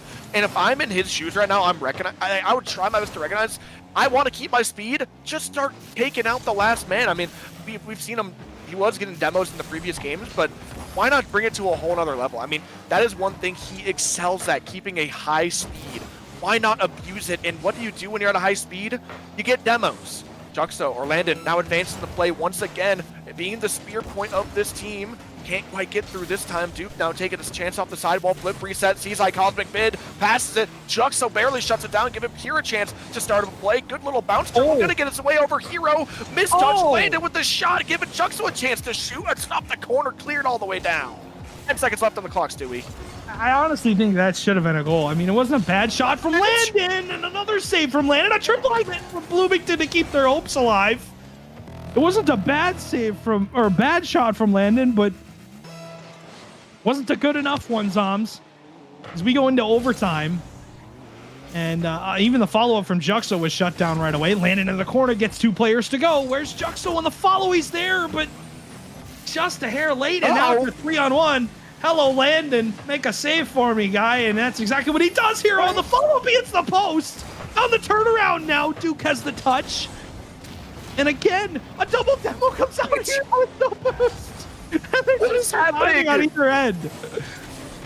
Stewie, it's madness right now. End-to-end stuff on the goal line. Somehow Bloomington Maulers are alive, trying to push game 5, 30 seconds in. Pure in the corner, looking to take this up the sidewall. Hero, maybe not the greatest challenge, and Juxo's chasing after. Duke does well to keep it in the corner, big pinch out, but all this does is give Pure a chance to go high. Free jump from Hero to shut this play down. Demo coming through, but he calls off, and now Juxo has a free chance to advance this play. Just opts for a big clear. Pops it high, Duke still with boost, looking for just a 50, takes it low, it's cleared out. Hero, sidewall, and boost, it's his best friend, but it rolls out, chips it over. Now this is going to be a chance for Landon to shoot just barely off his mark. It's a huge clear. Hero looking just to put this in the corner to relieve some pressure, but a minute 20 into this overtime, it's been nothing but back and forth. Oh my goodness, another chance. Good shot here for the Lumberjacks to put this series away and really exercise some of the demons that have started to pop up in this series. A chance here for Bloomington to finally get things going, because I mean, hey, first 2 games completely shut out and shut down. These last 2 games, the script has completely flipped. The switch is completely flipped. We're going to a game 5. As Juxo finds Landon, and Juxo called it. He said this thing is not over, and it's going to happen, and it's happening. There he is, Landon, finally making his mark in this series. That's the goal that he's been looking for. Juxo, what a performance from him, really stepping up big time. You were saying it in the first 2 games that we need someone to step up. And I think Juxo has done that. I think he's found a way into this series. 2 goals, 1 assist, 2 saves. Really, all these players all around the field have been stepping up in a big way. But I really do think all these players have come alive now. Going into game 5, I do not think Lumberjacks want to be here. And if I had to say, they might be a little bit nervous. I probably aren't doing great mentality-wise. Is really interesting for sure for them to see how they respond here in this 5th game. It's always interesting, especially when you go up 2-0 and then all of a sudden a team starts clawing back. First they win 1 game, then they win 2, and it's like you're going to a game 5 and you're like, oh boy, what are we gonna do now? Because it's basically a best of 1, and whoever plays the best obviously gets it done. But man, nerve-wracking for sure. And we'll see what ends up happening for these 2 teams as game number 5 kicks off here soon. You can just see it, the emotions in the face cams. This is one cool thing that we get to really see everybody. This is something I don't feel like I've seen for honestly so long. And you could just see the emotions coming out for some people, the anger, the happiness. It is really cool to see. So keep an eye out on those face cams. Continuing on, game 5. This is where the last game will be played, and I think this is a very deciding game, especially moving forward in the season. I think both these teams really, really want this win. I think Bloomington needs this win, obviously, more. I don't remember what seed Bemidji was. I'm pretty sure they were a high seed, if I'm not mistaken. They're definitely a high seed, but their last few weeks have been number 2, losing. yeah. They've been losing lately, and they're not used to that. I know. I was talking to some of the guys on this team, and when this team starts losing, they do not get it. I'm just going to be honest, they are not happy with losing. They genuinely believe that they are the best by a long shot, and losing any series is, oh my goodness, what a disgusting shot from Cosmic. It's saved! How could you possibly do that? That was probably the best shot I think I've ever seen, and it was just saved. Cosmic's been stolen from the spotlight. Still continuing on, a minute into this game, and there's already been fireworks, Stewie. It's highway robbery, absolute stagecoach robbery from the Maulers. Somehow that doesn't go in. It's a ridiculous double tap out of the corner that finds its way on target. Oh my goodness. And Juxo pings it off of the corner crossbar, and Landon comes off the backboard to clear the ball. Now on the other end, Lumberjacks have to play a little defense after what probably was their best salvo that they could fire off, and it still doesn't go in. I mean, that was the best response you could have possibly ever had. Losing a game in overtime to having the most insane corner read just for it to be saved up here on the counterattack. It's a panic from Duke, but iCosmic's there. And that is the guy in this series that has been really stepping up on the Bemidji side. Right now, I need Duke to step up. This is a guy that I really personally believe could have been a first rounder. He fell all the way late in the second round. I need him to wake up right now. He's been sleeping all series long. It's in my opinion, his time to wake up. iCosmic's been putting in work. Even Demos on the back line. Duke, one more chance to shoot. It's not Vince, but I mean, it's a perfect shot, but Pure is there. Another follow-up. Juxo's got the follow again. Duke, back into the corner. Landed, no boost as opts for a clear, but it's a double commit. Maybe giving a chance. Duke opts to take a fake here. Wave dash fails. Oh my goodness, that might be in a completely open net for here, who will tap it in. But he's just stoic save after stoic save with no boost. You can only do it so many times before, you know, your luck will run up and Hero will find himself an open net. I have no idea where all three players for the Bloomington Maulers ended up, but not in goal. It takes a absolute complete war from the Lumberjacks to find a goal in this fifth game.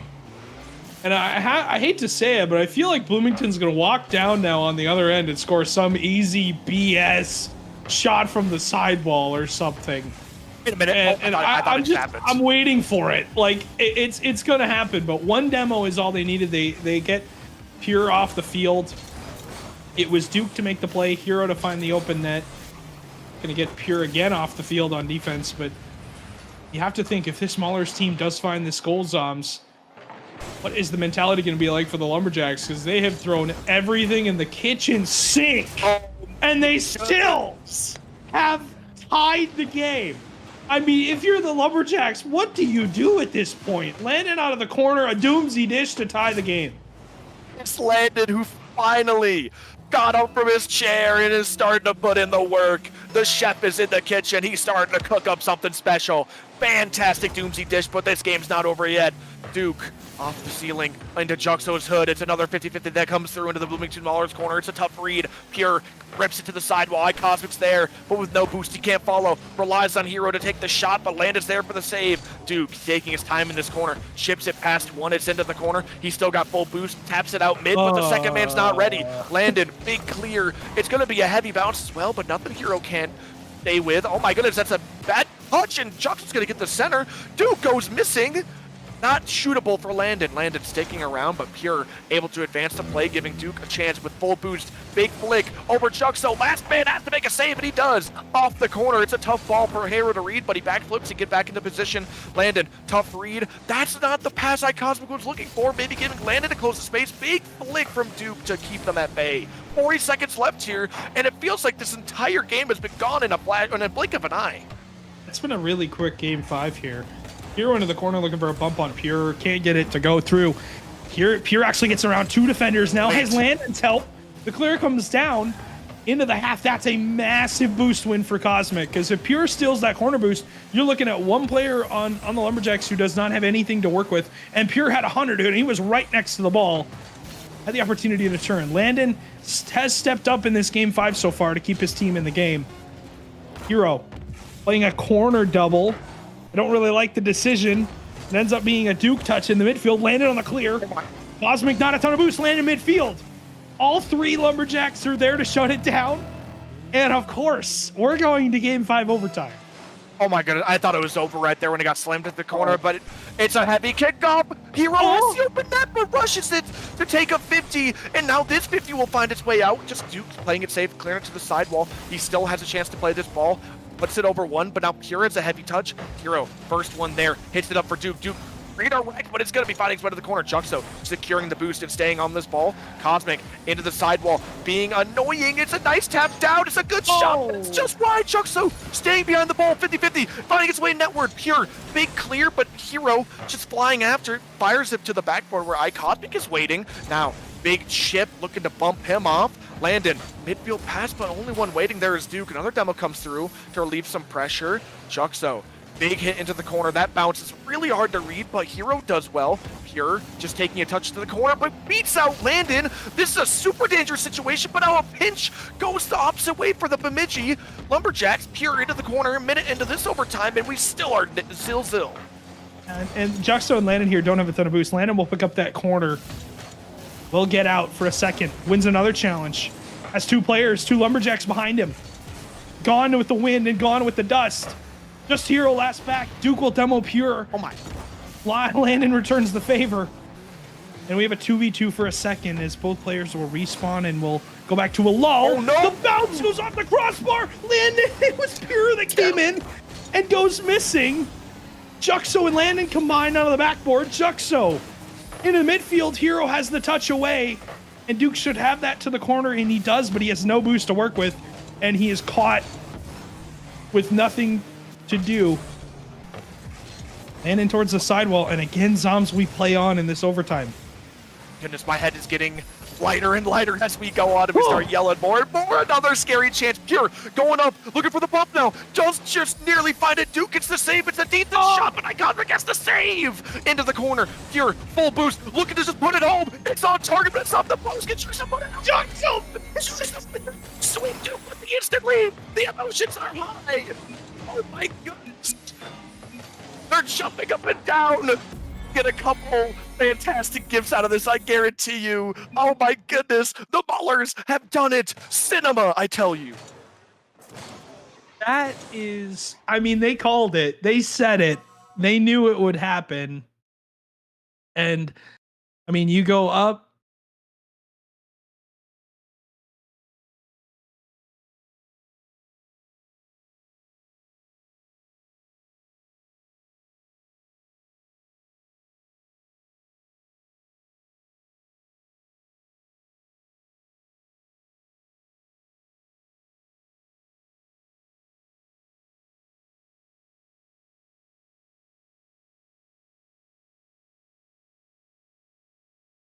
Just all of a sudden, I mean, unbelievable.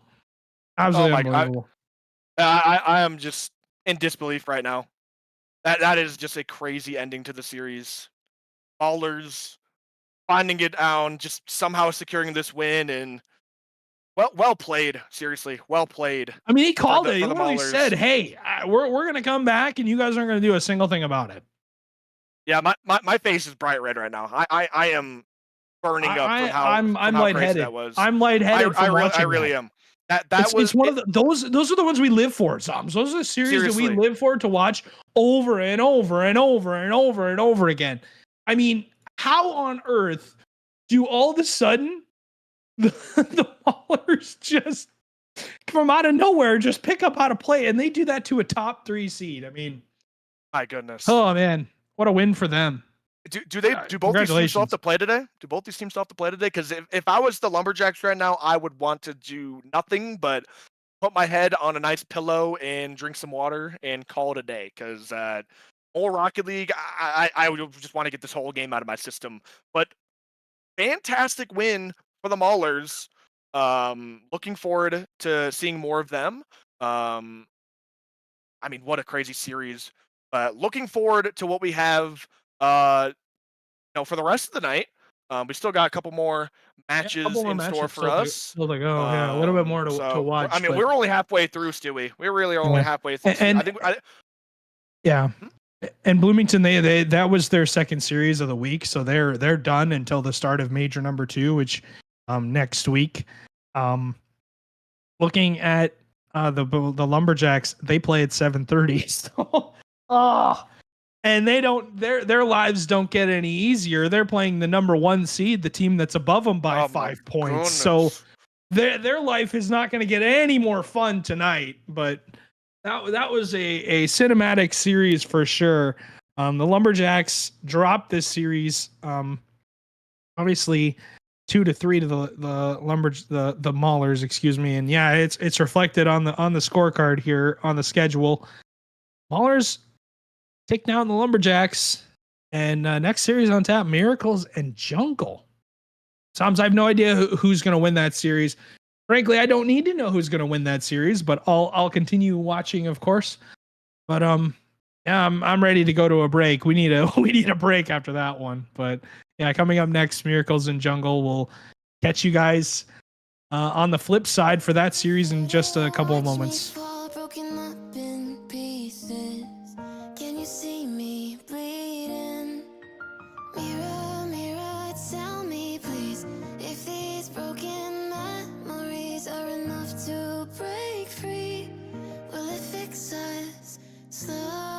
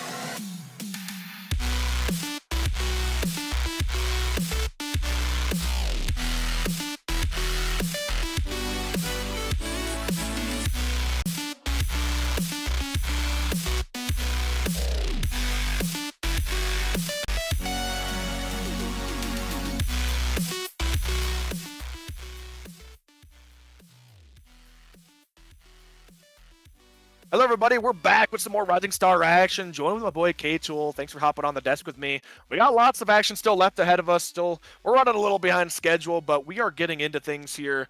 Next up, we got two teams fighting from the bottom. These two teams desperately need these points.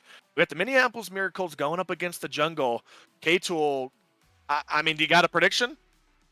I mean, clearly the Jungle is going to take this one. I think they don't need any introduction for these boys. No, it's going to be interesting to see kind of who's taking this one. Obviously, was getting so close to the major, trying to just get that extra oomph, just get a little bit extra momentum going into the major. Obviously, we're going to talk about, how many points everything is worth and everything, but just if you can get on the right foot, just get a little bit of momentum, make sure all the cogs are lined up before you get to that major. This is going to be a nice little warm up in a sense.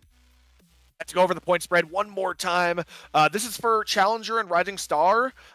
First place 51 points, second place 40, third and fourth you're going to get 30. Fifth and eighth, just make it out of Swiss, you're going to get 20. And then each and every single game before that, you get 5. So looking to get out of there, we're going to take a quick look at, make sure to drop down your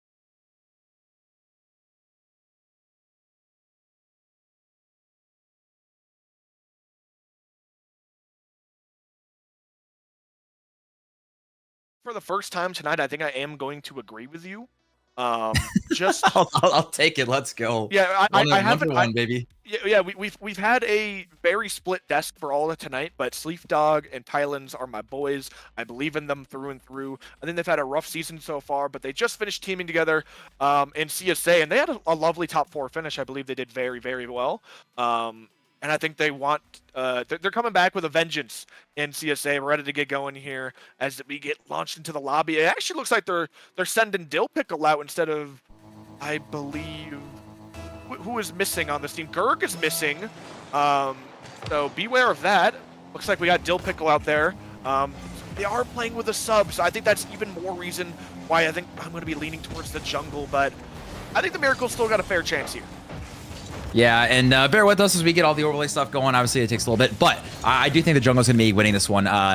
Is it going to go 5? I kind of hope so, but I know for production-wise, I know we got another match going at 8:15, so production's probably hoping for a quick 3-0. We'll see if they can get that one. But I am kind of curious, as we do get this game underway, with both of us leaning towards the Jungle, do you have one individual player that is going to be the key factor in why we think the Jungle's going to take it? Yeah, I'm always looking at my boy Tylands. He's really mechanical on the ball, but I'm not gonna lie, him and Sleef Dog are very similar. I would say these are two Petes in the same pod. They both do pretty similar things, and they both typically do it very well. Just really aggressive plays on the ball, willingness to go and demo, high octane aerial plays, very good comms, very clear and cut. I mean, that's what these two players are all about. They have not had the greatest season, and Napier's going to be the one to slap that ball into the back of the net, and he's the newest addition to this roster for the Minneapolis. Yeah, you see Buster and Sleeve, every single person on the Jungle with a combined 0 boost, and yeah, after shot, obviously that one going off of the crossbar, bounce it back mid, and like you said, Napier is going to be getting the opening goal here, which I think is going to be so big, especially, getting that game one, just to kind of put a little bit of a statement here. You did mention earlier, both these teams not exactly having the season they're hoping for, but again, if they can just have a really good feeling series going into that major with 51 points for first place. That is a ridiculous amount. So if you can have a good major, you can, in a weird sense, kind of throw the entire rest of the season out the window. Just if you can get a good major and get so many points going into that final LAN. Obviously, we're a little lays from LAN as we're getting an insane save on the goal line. Somehow managing to keep that one out, but it's not over yet. The pressure's continuing, but Napier has a crazy save out. Now, Fat Baby's bringing this ball down, but with low boost, he's going to have to settle for a 50-50 with Sleepdog. Napier mistimed his jump, leaving Dillpill in an awkward situation. Sleepdog just ripping that ball down the field, giving Buster James a chance to press. And that clear will halt all the defense. A good shot comes through. Double commit now. Big demo as well. Buster James trying to turn on a dime, but gets bumped off for his troubles. Now a midfield pass is looming, but a nice boost steal in this play seems to be fizzling out, but it's on the goal line still. Looking to press the play. A big fake comes through. Thailand's now getting behind the ball for a 50-50. A big demo comes through, and Miracles are still pushing on the offense. The fact that this game is still a 1-0 game does not really make sense for game one here. We definitely thought we were expecting some more opportunities. As that one, a chance of a Fat Baby not to get over that one. This is going to be potential here. Sleepdog again on 0 boost. Fat Baby is up. It actually causes a double commit. Napier's on last back, but Buster doesn't have a lot of boost. It does buy enough time. Again, you see great counter opportunities, but the resources just not there for the jungle. They cut down for Thailand's looking to make this one mid. That one's going to get past Napier. It's just rolling over the top. Sleepdog will be able to hammer it in. And I thought just for a second that if somehow, some way the Miracles get out of this unscathed, they might be invincible. But Sleepdog able to pinch that one in with the post, slam that one down. Making this a 1-1 game. Yeah, you saw Napier got caught front post a little bit. Didn't expect the pinch to be that aggressive, but again, just up and over the hood of that car, and that is going to give the jungle an extra goal. So you might see Thailand's trying to tuck his away, but what a save from the Miracles again, trying to hold on to their lead. They obviously did give it up, but they do not want to give up 2 goals in 20 seconds here. Fat Baby again, leaving that ball. Potential free shot coming in as we see bumps on the goal line, and Thailand's gonna take the lead away from the Miracles. Fantastic play right off the kickoff, just getting the first possession and just not really letting off the clamps. Great shot now, far post, and I feel like once this jungle team really starts to get rolling with their offense, it's hard to keep them back. It's the cam buff. Let's be honest. It's the cam buff. All right, we appreciate it. It might just be. Big clear comes out. Thailand's looking to shut this play down, keep it in the corner. That's a good, nice clear out, but it's not good enough. Double tap close range is just barely missed out. This pop makes it unbelievably awkward for the defense. That hits just over Fat Baby, but Napier's there to save the day. Now coming out of the corner, looking to dribble this one down. Fat Baby a chance to rip this one to the back off the sidewall, but oh my goodness, it's a very awkward wall to deal with. Sleepdog trying to make the best of it, but No Pickle's just there first. Thailand's ripping this one back up to himself, just clearing it down mid. Buster's trying to get to it, but Napier has the cut. That's both players that committed. Surely a tough spot for the jungle, but it's cleared out. Oh my goodness, Fat Baby had a chance to shoot right there in Napier as well, but all these shots are just going skyward. Yeah, skyward, it's hard. Eventually, at one point in time, you're expecting the final shot to come through, but it hasn't quite yet. Here again, the jungle, they had 2 unanswered here.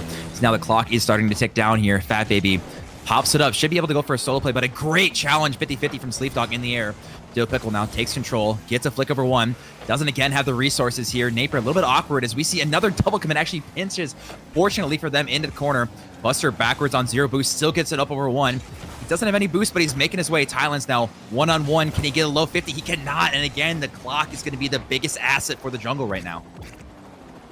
Here comes out from Fat Baby trying to find Napier, but a couple misses come through and a nice demo to relieve this pressure. Thailand slowing it down to the corner and realizes Napier's trying to speed up the play, so he follows through. That's almost a big demo attempt, but Dill Pickle shrugs it off, and now a midfield pass comes through, and Napier has been that last line so many times this game already, but just not been enough to get going on offense into the corner. Buster just clears this one down with only 10 seconds left on the clock. All they got to do is stay on this blue half, but Dill Pickle trying to make a change, clearing it down. Napier giving them one more chance, but a double commit comes through, and that shot is just floppy, giving Thailand's a huge clear down to the backboard. It's going to find its way into the dirt. Jungle taking game 1.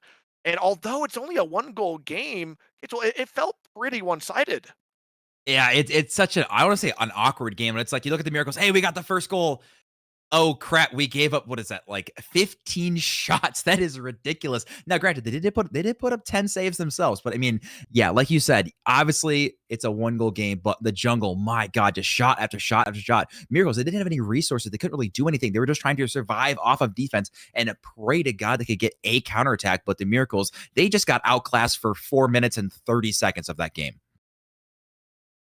Yeah, just attack on attack on attack, and like you said, I mean, look at these shots, just the difference, 15-3. I mean, honestly, a little reminiscent of last game that happened, I believe in one game. I could be thinking of the series before right now, but I mean, we saw this go down, and I mean, if there is that much pressure leaning one way, it's no surprise that the Miracle started to bend and break even. They are going to need a quick response here. That's not on their goal line. Going to be interesting how they go about that. Hopefully, the one thing that you can't let get away from you, the one thing that you always have control of in these series is the mental game. You gotta keep your cool in check. And there's still a lot of time left in this series. It's only game one. It is game one, and I think especially if you're the jungle, you know, you're very calm, you're cool, collected. Obviously, that game went exceptionally well. But if you're the Miracles, I really think you just, hey, forget it. It doesn't matter. You know, we had our chances. I think the biggest thing for them, honestly, is get your resources. If you go down 2 games when you are drained desperately of your resources, it's going to be almost impossible to come back. If you lose a game by 1 goal, but it's pretty close on shots and saves, and you really both had your chances, they'll feel fine. But they really, I think, just need to focus on getting the resources and not double committing as badly as they did last game here. It's going to be kind of what you mentioned earlier, just trying to have more calm pressure in these games instead of the crazy chaos. You always got to go, go, go, go, go. Ryan Dillpickle just trying to advance okay, play, I was going to say, please, Buster God, no, don't go was in. able to keep that out, but that was a little scary. Was able to get it out, but I mean, once again, I mean, these awkward plays are keeping these two teams close. Napier turning on a dime. He's been the guy trying to make a difference in this series. Fat Baby rips this one into the corner. Islands now has to clear out, but it's kind of just a no man's land where Diplic's able to slow the game down just a little bit. Big flip out, but Buster's able to get a nice piece of it. Napier shutting the gate closed right at the midfield line. Now Fat Baby has a chance to go high. Early challenge comes through, results as a heavy touch. Sleep Dog realizing that he has a chance to make a free touch, taps it over to, and the third man does commit. Dillpickle diving. Talons gets a free shot from the midway line. Fat Baby easily clears this one to the corner, but seemingly, I mean, it just seems like a lot of boomer ball right now. No team wants to slow it down. No team wants to take possession, and I would love to see what type of offense this game slowly develops into, because right now it still feels like very nervous boomer ball, and no one's quite in their rhythm quite yet.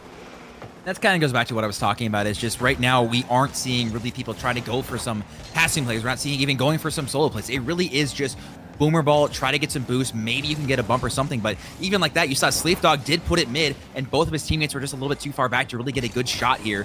You see Thailand's getting a bump on one. Fat Baby taking control in the corner here.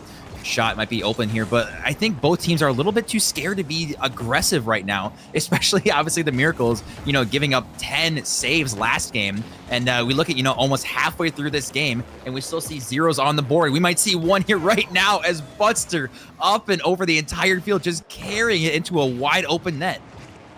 I was hyping up Sleep Dog. I was hyping up Thailand, but all along it was Buster James I should have been hyping up.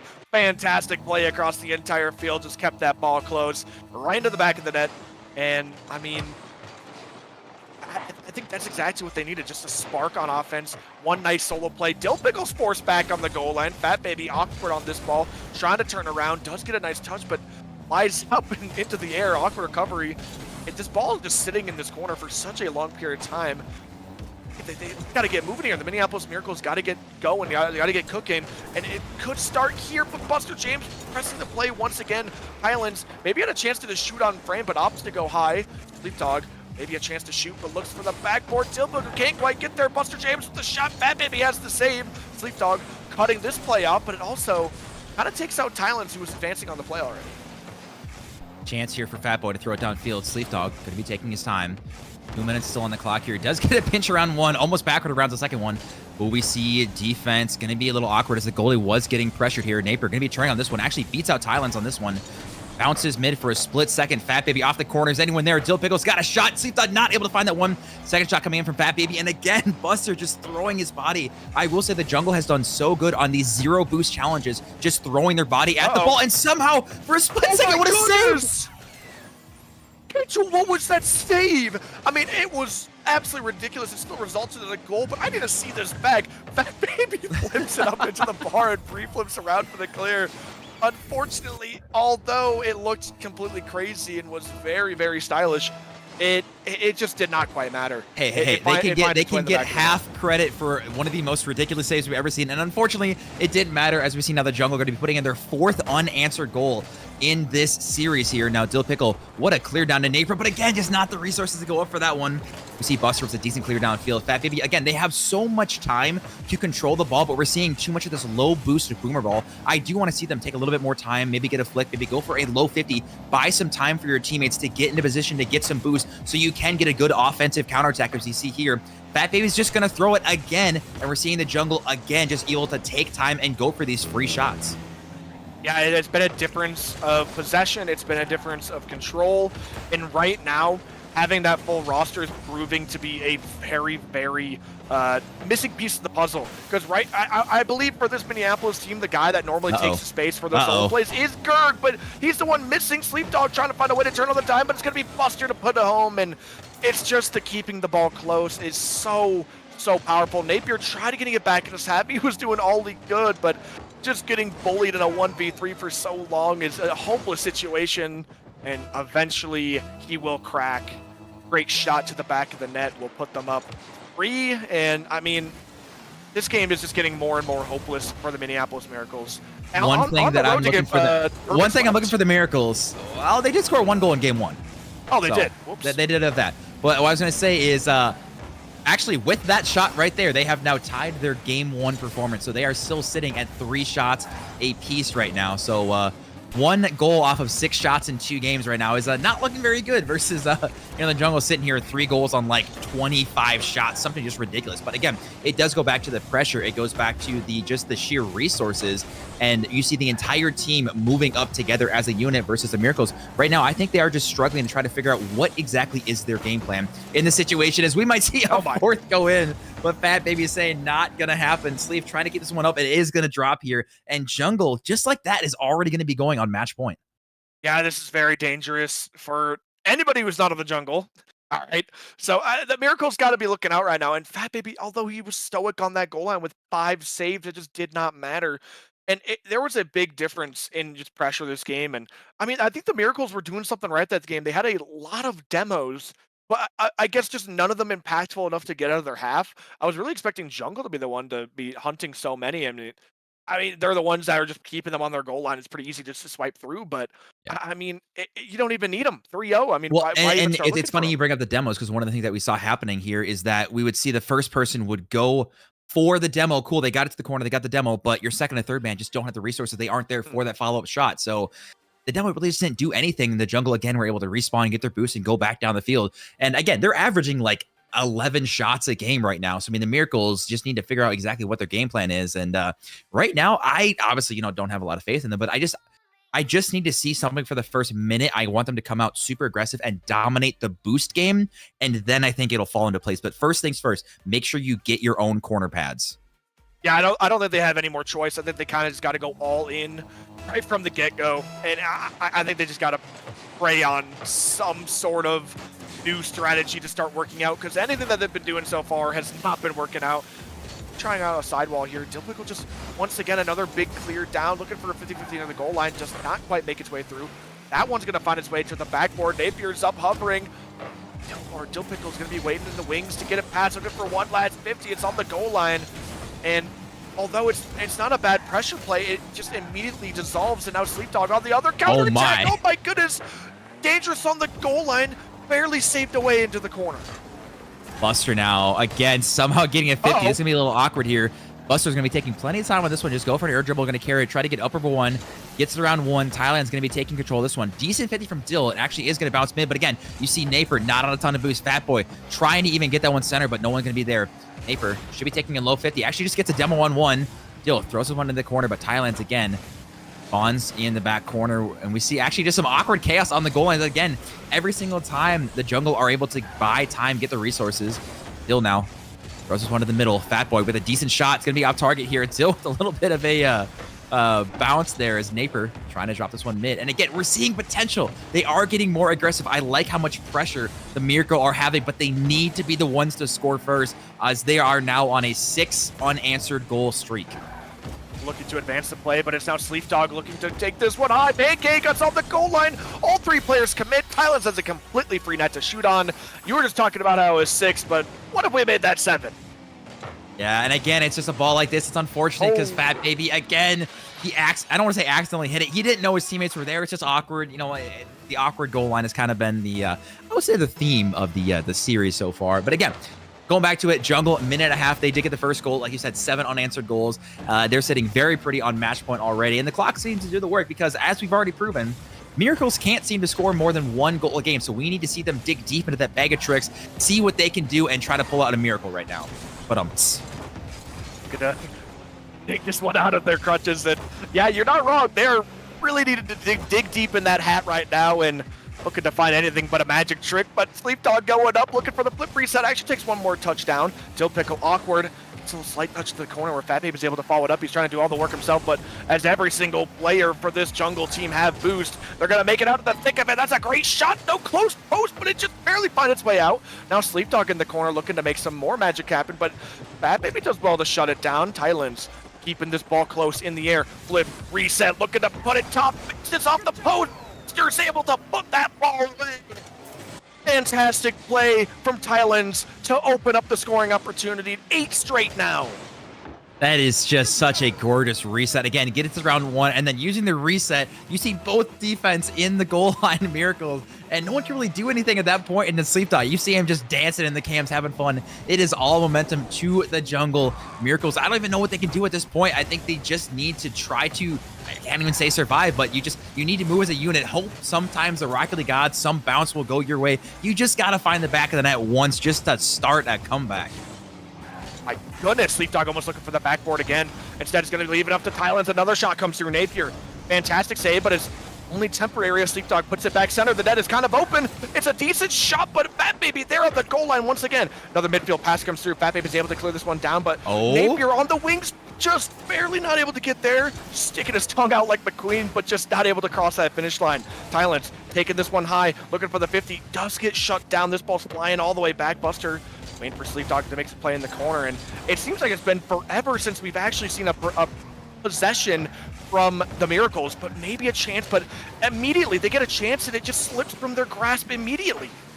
Yeah, you see Dill throwing this one on the backboard. Sleep actually doesn't have it. This should be a free shot and a miss. Napier with a miss again. Back-to-back chances here, Miracles. You cannot get a more golden opportunity. You cannot afford to miss those, especially on match point. You have to put those chances away. They finally got the pressure. They finally got the shot on the shot. They boost-starved the jungle for the first time in this series, but they just couldn't get it to fall. So we'll have to see if they can go back to the drawing board here, because again, the clock is ticking down, and finally the streak is broken.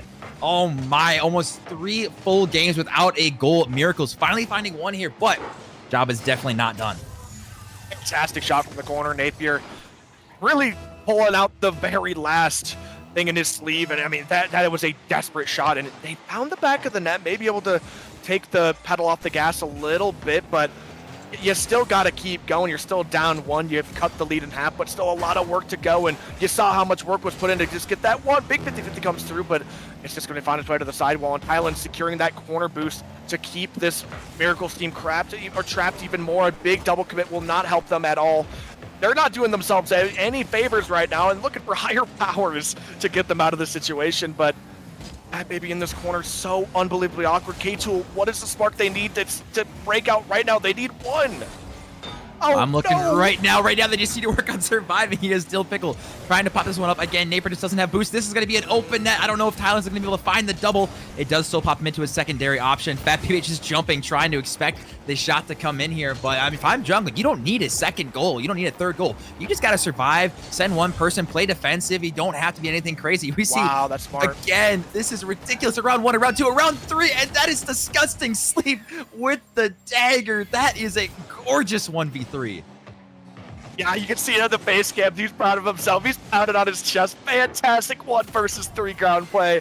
Sleep Dog, I'm proud of you. That's a fantastic flick into the top bins for a nice tap-in for yourself. Well done to put yourself in the 2-goal lead here. Just about game. They're sending all 3 players on kickoff to maybe give themselves a chance, and it might just work out. That shot's bottom post, but Sleep Dog putting in the foot in the door for the end of the series, and the time will hit 0. GG's come through. I mean, Miracles did what they could. Napier's going to put one last one in the back of his net, but it's all garbage time anyways.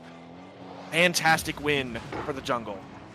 Yeah, that was a little more one-sided than I was expecting, when you originally asked my prediction. But in the end, does not matter. The Jungle did prove to go for a 3-0. So production, again, appreciates that because we got another game starting in allegedly 2 minutes, of course. But no, in all honesty, though, I think the Jungle, I don't even think there was necessarily one person that stuck out. They really did work so well as a team, kind of switching their roles, but they were so consistently following up as that second man and just having the resources. And that alone right there, I think, is the direct reason that they won 3-0. Yeah, I agree. I feel like one game it was Sleep Dog, one game it was Thailand's, one game it was Buster. All 3 of these absolute titans stepped up in their own respective rights. We'll take one last look at the schedule before we head on break. We've seen what we've gone through for the entirety of today. We just got through the Minneapolis Miracles in the Chicago series. Now, to round out our night, we're going to have Des Moines Derecho going up against... can you please, AK, move the graphics so I can see who we're playing? The Knights, the Green Bay Knights. That's who it is. I appreciate you. Sorry, I had my my script was overlapped here. I'm sorry, everybody. Yep, I just leaked the script to everybody. But yeah, the Des Moines Derecho going up against the Green Bay Knights should be a banger. And this is a series that Derecho desperately need a win. So tune back in just a few moments as we transition into break.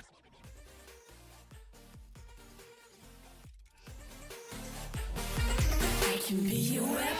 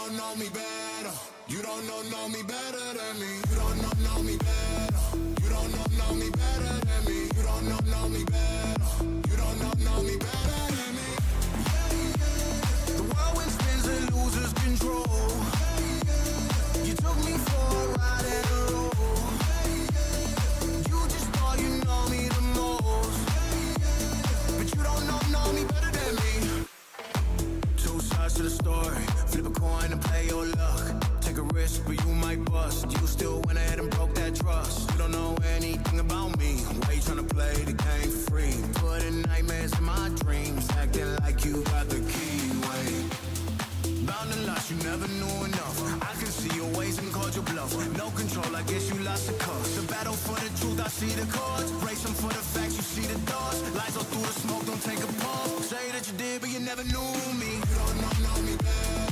You don't know me better than me. You don't know me better. You don't know me better than me. The whirlwind spins and loses control. You took me for a ride and a roll. You just thought you know me the most, but you don't know me better than me. Play yourself, don't play me. Mars Wolf, Vic Star, Jamie. Don't be confused, that's my G. Turn it up too, it's setting them free. Gaslight who? Gaslight me. Everybody push up your flashlights, please. You thought you knew, but wait and see. You don't know me. You don't know me better. You don't know me better than me. You don't know me better. You don't know me better than me.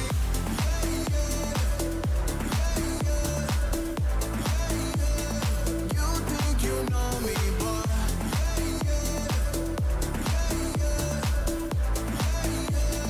you think you know me, but you don't know me better. You don't know me better than me. You don't know me better. You don't know me better than me. You don't know me better. You don't know me better than me. You don't know me better. You don't know me better than me.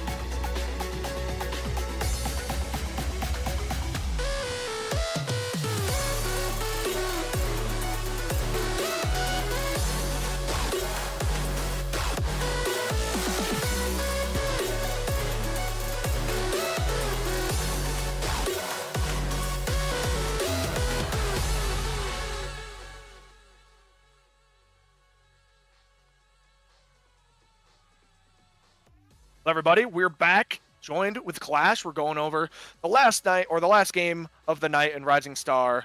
We got a big one. It says K-Tool, but it's Clash. But we're going to be just taking one quick look at the schedule here, just starting over there. We've had a fantastic night so far.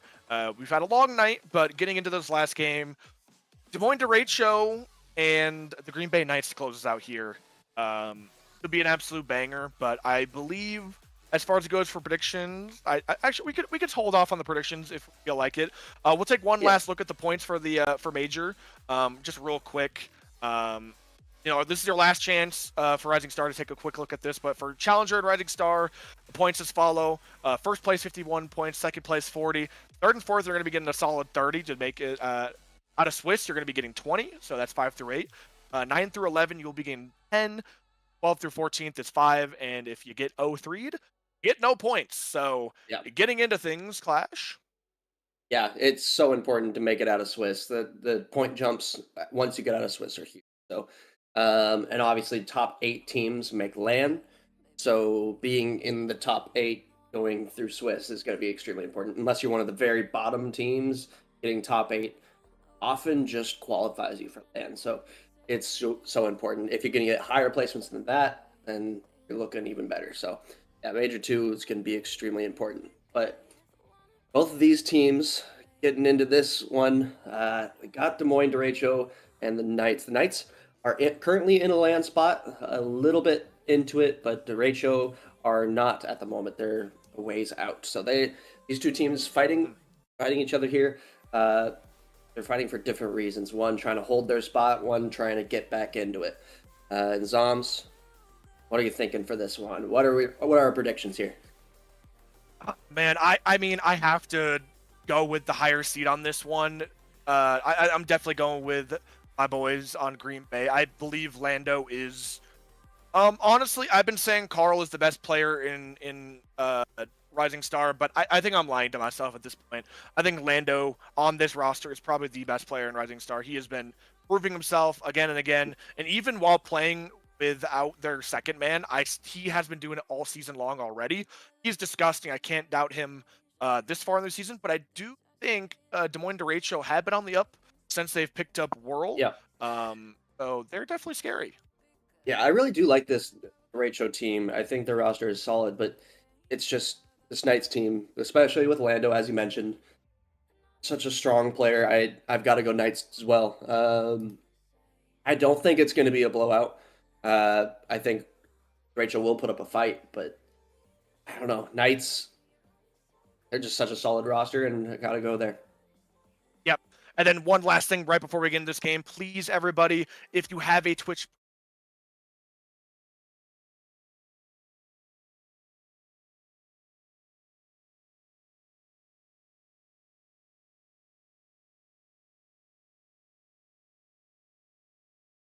kick off and get their engines running. So without further ado, we're getting on this first kickoff. Clash. Let's get into things. I'm excited. Blasky squad with the Derecho just need to find some sort of life. They've been so close for so much of the season, but like I mentioned earlier, they're a little bit out of that LAN contention. I really want to see them play at LAN. In order to do so, they got to find points where they can, and this match right now is the chance that they have to get some points. So if they can do anything here, but Knights, again, looking great all season, and we'll see if they can continue doing so. Really on the hands of Landon. Landon's been just, Lando, excuse me. Their names are so close. Lando, he's just been looking so good all season.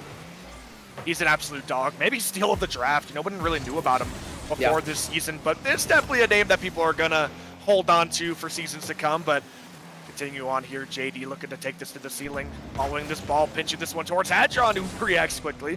Lando flying up now, looking for the corner, looking to get a dunk as well, and a nice looking play. It does not get past too many of the defenders. Couple just off the sidewall, giving Blasky a chance to dive in. It's going to be a heavy touch, and looking for a shot up the backboard. Can't quite get there. Lando holds on defensively, Whirl into the corner, looking to maybe pass this one, but he just gets mixed up in the corner and has to relieve the pressure. Swamp Donkey looking for the backboard, looking for the double, but a fantastic clear, but not good enough for Blasky to slam that one home.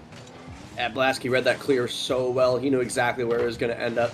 Swamp doesn't quite make the double because it was cleared out, but great follow-up by Blasky, and they start up with the lead here. I mean, Flash, can we just talk about how fantastic Rising Star has been? They are clearly excited to get back into things. We got 6 more cameras on the day here. I mean, that is, in just 2 series, we've had 12 cameras. I honestly think that might be more of all the Challenger cams combined and Prem this entire season. So, Challenger and Premier, let's step up. Come on, Rising Star wants it. Look at it. But Blasky trying to advance the play once again. That play is going to be found into the hands of World, who just goes wide. Swamp Dog looking for the sidewall, does find a nice touch in the corner, taking a shot now. JD slaps this ball away, looking for Lando downfield. Corner read has to be found. Really tough read, but he does at least secure the boost and make this play harder for Blasky. A couple demos come through, making this a little bit more awkward, but running ahead does get the clear. Swamp Donkey in the corner trying to possess, but it's going to be a difficult ball to control, and a shot comes through. Flash, this game has been back and forth, but Green Bay are still trailing. Yeah, they are. They're trying to get something going, but right now they're on their back foot, almost finally getting its way through. Blasky's shot, the follow-up by Whirl is enough, and Derecho extend the lead. Swamp Donkey quickly chowing down to his food in between the goals. Just can't believe it. That was pretty funny. That made me smile, but I mean, that is passion right there. Absolutely love that. The boy in the game and chowing down at once. I mean, that's how you know he wants it. Big touched into the midfield, trying to prove us wrong here. Currently doing very well, and I think in the start of the series, I don't know if I would have predicted this to go 5 or, you know, obviously I didn't predict it to even go the Des Moines way, but right now they're shutting me up and making this look like it's going to be a sweep in their favor. Looking unstoppable right now. I'm not sure. It's just a little bit in shambles on defense. No one's really ready to get that clear. The only person in net just was kind of stalled out there. No one was able to get anything there. Derecho just kind of walking it right in. Swamp Donkey trying to get another one here. That might be another opportunity. Good clear, though, by JD. And they have to stop the bleeding right now. They have to figure out their rotations, them being the Knights, I mean. Because right now it just seems like their defense is Swiss cheese. Oh, my. Maybe a chance to cut through. This is a nice 50-50. Can land, or JD make work of it. It's a nice ball that rolls up the sidewall here, and an even better pass down. Can Hadron find the shot? He does, but World's got an even better save. Looking to get the clear out as well. Lando in this ball stationed in the corner. Taking his time. Taking it to the ground. Good 50-50 for Swamp Donkey. And a second to boot with it. Oh my goodness, in front of the goal. He just barely gets kept out. Lando chasing after, but with absolutely no boost. He parks the butts to get the full. That's a little bit of miscommunication. And Hadron will take the chance and seize his opportunity in the midfield to take a shot, and we'll find the goal, but it was off the end of a misplay for Des Moines Derecho, not an outplay for Green Bay Knights, and I would say that's more worrying because if you are relying on the opposing team to make mistakes to score, something is wrong with your approach, in my opinion. I agree, but now they only need 2. They have a little bit of time to figure it out. It is definitely doable, but both teams going missing on that one. The clear and the follow-up by the attacker just didn't come through. They could have definitely used that one, but trying to get this one back middle. He's going to be able to get 1 touch, but not doing enough for his team. Unfortunately, for the Knights, big clear came out by Blasky there.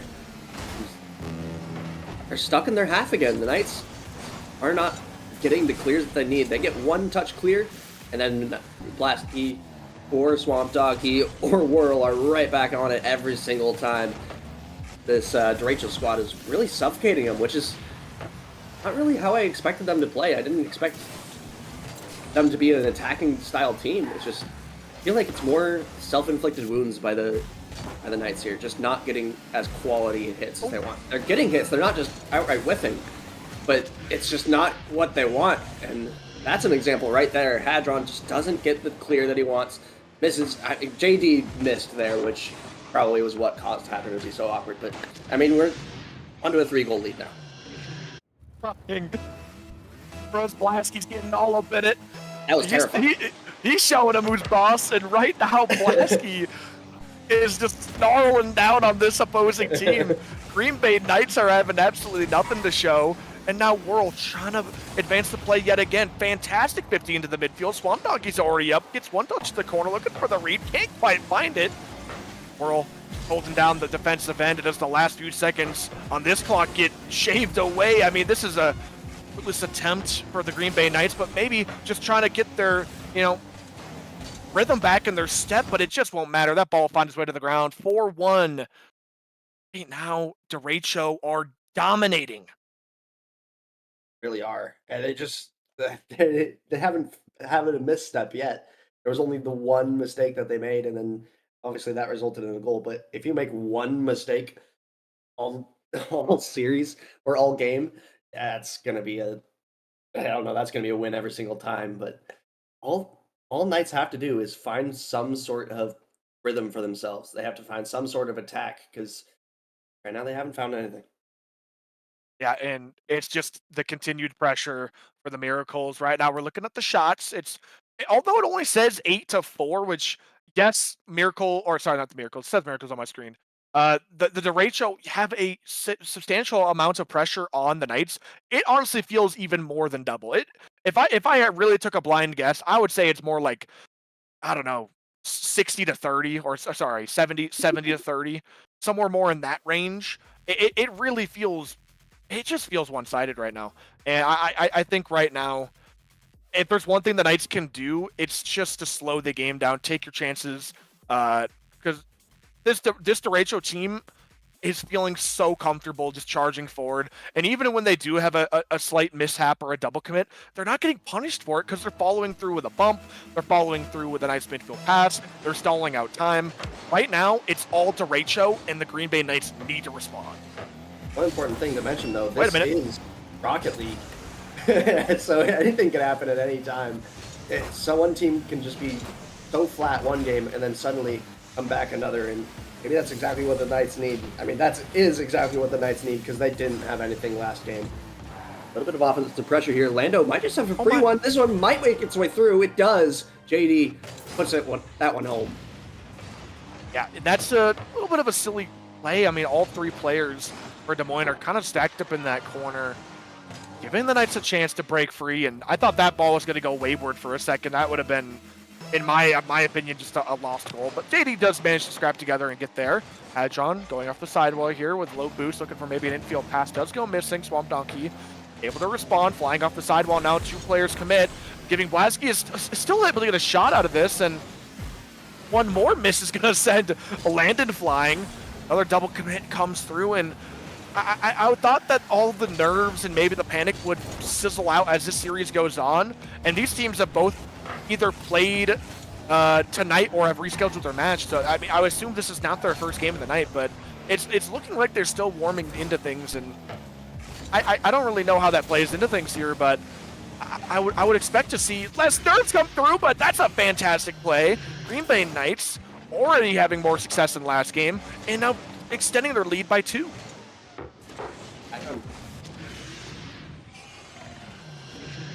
So Green Bay coming off of a big win. This is 8th win. Rachel losing, so it's kind of crazy that Rachel started off as hot as they did, because you kind of expect the team that came off of a win to continue that pressure, but kind of been the opposite so far. Rachel started off hot, and now the Knights are trying to fight it back. They are so far this game. They found some offensive pressure. They found something going. But kind of just defensive lapses coming out from Rachel. I feel like the opportunities that Knights had shouldn't have been as quality opportunities as they have, but take them where you can get them, and they're getting them. Gonna go towards the net. Lando actually has a free net to shoot on. He wasn't expecting it. The shot is gonna lack some power. Swamp Donkey trying to get it in the way of this back pass, but it's gonna find its way over to the hands of JD, who gets a heavy touch, and multiple players commit to find a 50-50 on the goal line. But all of them fail to keep Blasky out, and finds a little bit of a crack at the defense. All three players combine, and all the players go flying left and right, but the ball just stays still. They made sure to save Swamp Donkey's shot, but no one was there for the follow-up. And yeah, Rachel will take that. Again, it's more defensive lapses from either team that are finding their way through. And that one, my goodness, that wasn't a defensive lapse. Lasky just read that 50 the whole way getting that extra touch there, beating that first player, and huge 50. Swamp Donkey getting a piece of that definitely redirected that past that last defender. Huge team play coming out for Derecho. Gosh, I mean, this Derecho team right now is clip farming in the camera section. It is so funny. But, I mean, once again, so much personality in Rising Star right now. I'm so happy to see it. Both talking about personality. That crossbar's got a little bit of attitude as it rips off. Big redirect coming out from Lando, able to get that clear out. Blasky just taking one heavy touchdown, fakes up the touch. World's going to get one heavy touch into the corner, chasing after it, but Hadron's already there to close the door. Big touch to the back wall yet again. Two players committing, but might not matter as Lando's trying his best to continue this play, but I mean, he just gets the ball. It was one heavy touch, and the defender is able to beat him to that ball, but he still commits there. And now the rest of this offensive play just seems like it's fizzling out slowly, but they just haven't been able to close that lid quite yet. Blasky, big touch mid. Whirl looking for the shot. He finds it. Lando just barely able to get back and just barely saved the day. I mean, still, so far, this game is 0-0, but if I'm honest, it seems like the direction this series is headed, I'm liking the odds for Des Moines Derecho right now. Right as I say that, Lando right at the door just barely misses his mark. Oh my goodness. I'm liking the Derecho too. It's just I feel like there's too many. I don't know. It's not outright mistakes. It's because it's hard to recognize them because they're off-ball plays. It's just lapses in rotation that are happening, and when that kind of things happens, any team can win. The Knights, even though they're not looking as good, they absolutely can still win this series, even with not looking as good. That one's going to be a shot. Lando not quite able to get that thing underneath the crossbar, but that would have been a fantastic shot from him. Almost a disgusting play outright, but not able to get it under the bar. To maybe get this one back as they continue the pressure. Blasky finally relieves it. Big demo comes through and a clear that follows. Fortunately, this camera does us absolutely no justice where that play leads us. JD, heavy touch out. World looking to chase after it with no boost. Swamp Donkey cuts that ball. Lando given a chance to slow it down. Full boost, looking to take a 50-50, does. This ball's flying high. Blasky's up early to take a touch towards the net. Hadron playing it to the sidewall. Hadron also gets the follow-up, but had to burn all of his boost. Another back pass comes through. Swamp Donkey flying in the air, gets pumped up for his troubles, flying down, looking for the pinch, can't quite find it. Now Lando getting the chance. Big bump comes through. The net seems completely open, but Blasky finds a way back. Open net. Oh my goodness, Whirl shrugs off the bump and gets the save. Absolutely a crucial save on that back line. They do not want to concede this late. Donkey trying to get a big clear, and he does. JD's going to be left alone. He's going to have to control this. Into the corner. JD gets demoed for his efforts. Blasky going to be first in this. Two demos now coming out for the Derecho. A little bit of space. Blasky going to be able to get 150 though. Swamp Donkey pinch going back towards his end. Whirl going to be able to control that. Swamp Donkey takes over into the corner of the Knights. Goes Swamp Donkey. That one does not quite stay up, and we have overtime. Overtime indeed, Clash, and honestly, a must-win for the Knights here. Although we have seen one reverse sweep tonight, I'm not expecting to see another. I mean, just how unlikely is that? Shot might come through. Oh my goodness, it's just a little high. Lando not committing on this challenge. Letting this ball go. Trickle back to his corner, but Swamp Donkey there to be a problem. Midfield pass comes through, finds his way to Whirl's head, and it just goes to the back of the net. 126 kph, Clash, ain't no one saving that. Mentioned the reverse sweep previously. We're going to have to see another one if we want to see the Knights win this thing. Our predictions are going to be wrong unless a reverse sweep happens, but me saying that is going to manifest it. I don't know. But right now, Rachel just rolling. They're looking so good. Minus a couple of defensive rotational errors that allowed the Knights to get things through. They have looked so dominant. Yeah, when they're on the ball, they're not really making mistakes. Unlike, the Green Bay Knights, who, when they have some chances on the ball, it's just a mistouch here, a mistouch there, and this time it's a very bad mistouch that ends up in the hands of Whirl. Just has an open net. Blasky previously had another one that, it should have probably been another chance for the Knights, but it went wayward, and this was a 2-0 game for the Knights, and it slipped from their hands. Mentally going into game 3, it's gonna be difficult to start stepping on those stones back to victory, but once again, like you said earlier, this is Rocket League. Anything is possible. Absolutely. It so is, and we're going to have to see something change up for the Knights here because that what they're doing right now is not the recipe. And man, it'd be insane to see another reverse sweep after the last one a couple series ago. But maybe it can happen. Maybe it can happen, Zoms. I don't know. Lots of time. You know, you have 5 minutes to play here. Derecho looking to take this one to the sweep, proving us all wrong. And I mean, this is a new addition to the roster. They've only seen them play one other time, I believe, since they got this new roster. And I don't exactly remember how that series went from them. I don't remember it being the prettiest. Oh, I believe it was against my Rochester team, and it was a decent series. I think about it.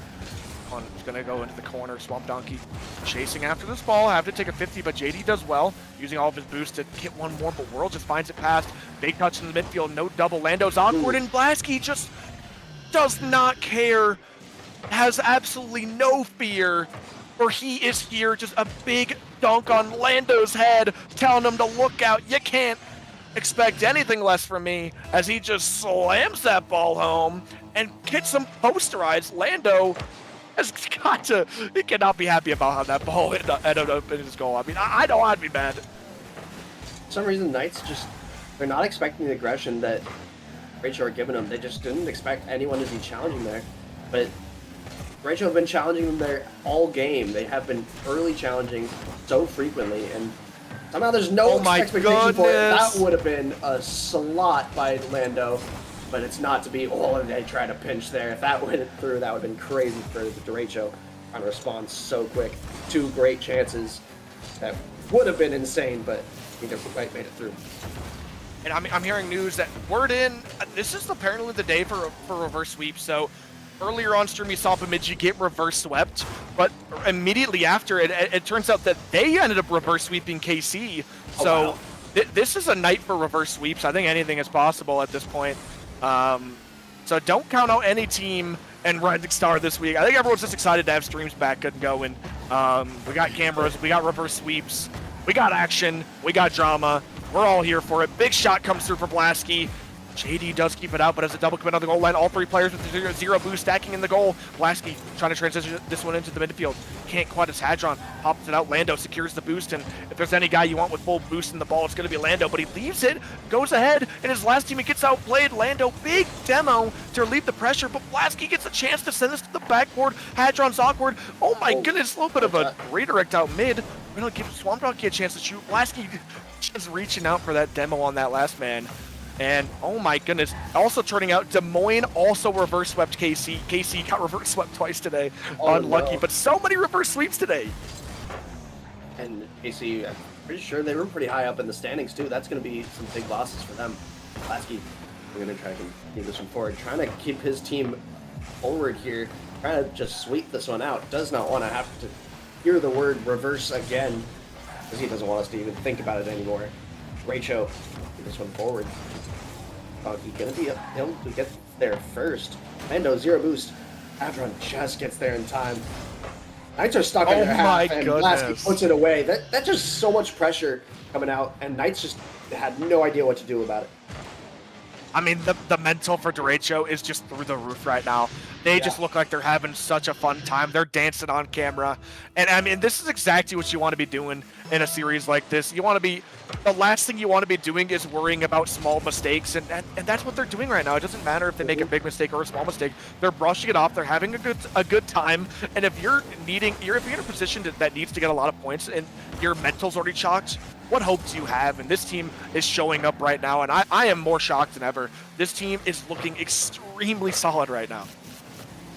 I don't want to speak too soon, but at the moment, we couldn't be more wrong on the predictions. Rachel just looked so good, looked so much better than the Knights, which is surprising me.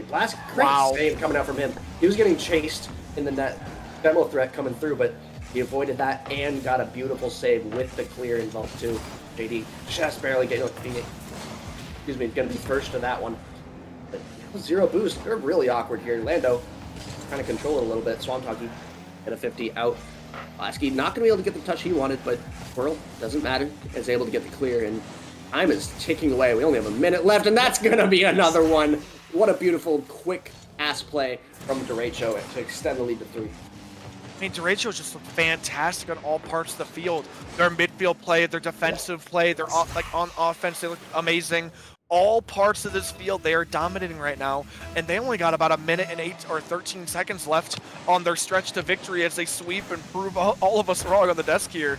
And God, they just look fantastic. And I know that this Green Bay Knights team have a sub. I understand that, but it hasn't mattered for any other team. They've played their game.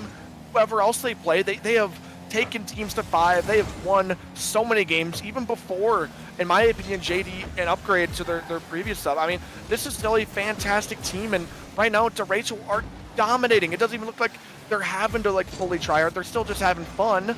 And I mean, this pinch will come through desperation on the last try here, but I mean, it just, as the seconds tick down, this game feels over before it actually is over. I mean, 30 seconds left on the clock, but I hate to be the bearer of bad news, but there's been absolutely no pressure for Green Bay all game. They've had like maybe one chance, and it was that one that went off that crossbar by Lando from distance, and that was it. That was the only one, and it didn't quite find its way through. There's been almost nothing else. Maybe this could be a chance. I don't know. No one's gonna be there. It seems like it should be. There's gonna be one. JD does finally get one on the board, but with 5 seconds left, barring a perfect kickoff twice in a row. DeRachel's gone. They're gone. They're just gone. They've all left their setups. I'm not looking in here. DeRachel are just all gone. They're running back in for kickoff. They really.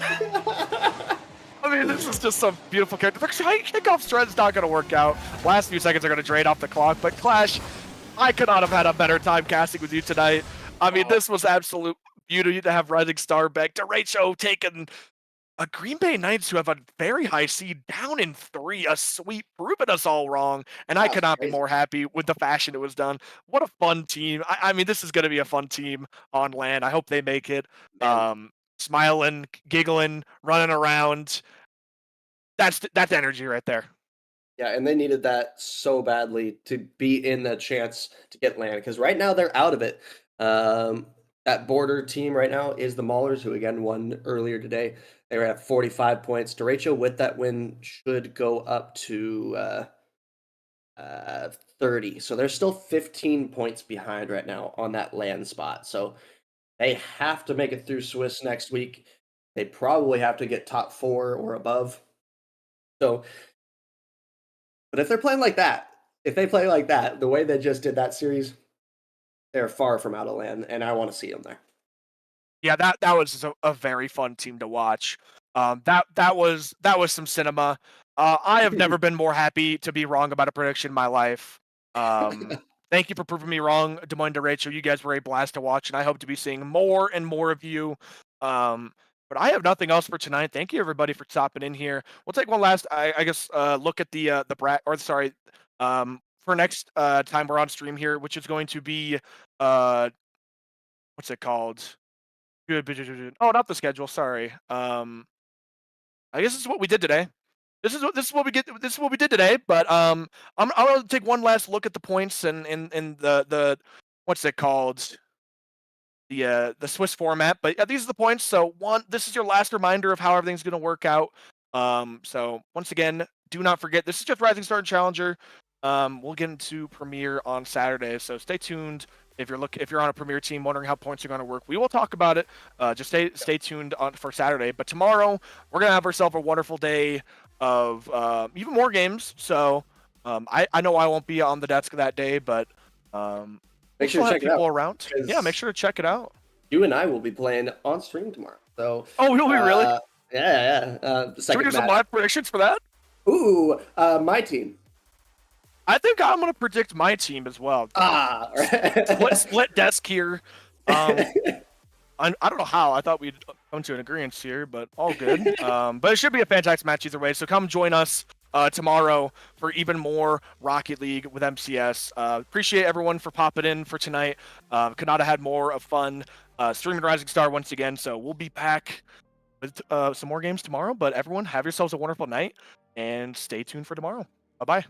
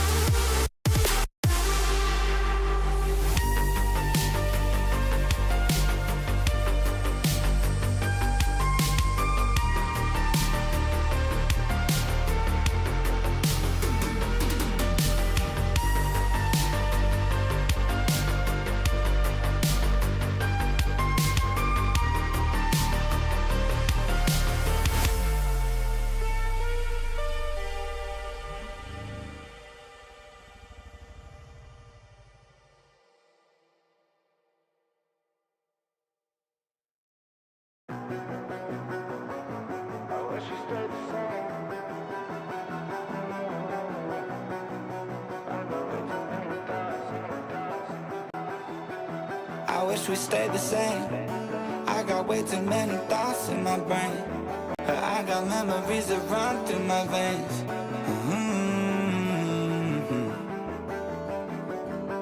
I'm not one to blame, but I could point out every way that you changed. Some things stay up while others go right down the drain. And lately we've been going down in flames. But if I'm honest, I get in my feels when I want you. Say you feel it too, I'll haunt you. Hold on till I'm lost in nirvana. But if I'm honest, I get in my feels when I want you. Say you feel it too, I'll haunt you. Hold on till I'm lost in nirvana. But if I'm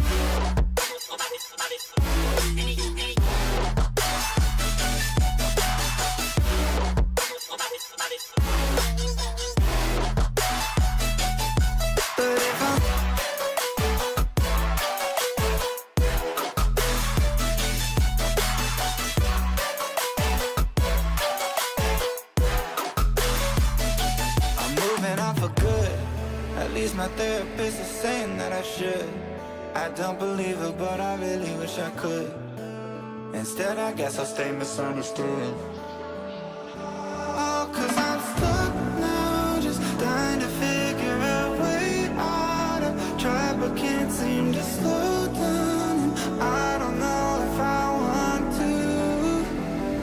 But if I'm honest, I get in my feels when I want you.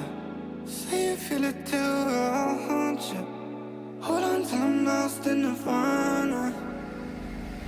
But if I'm honest,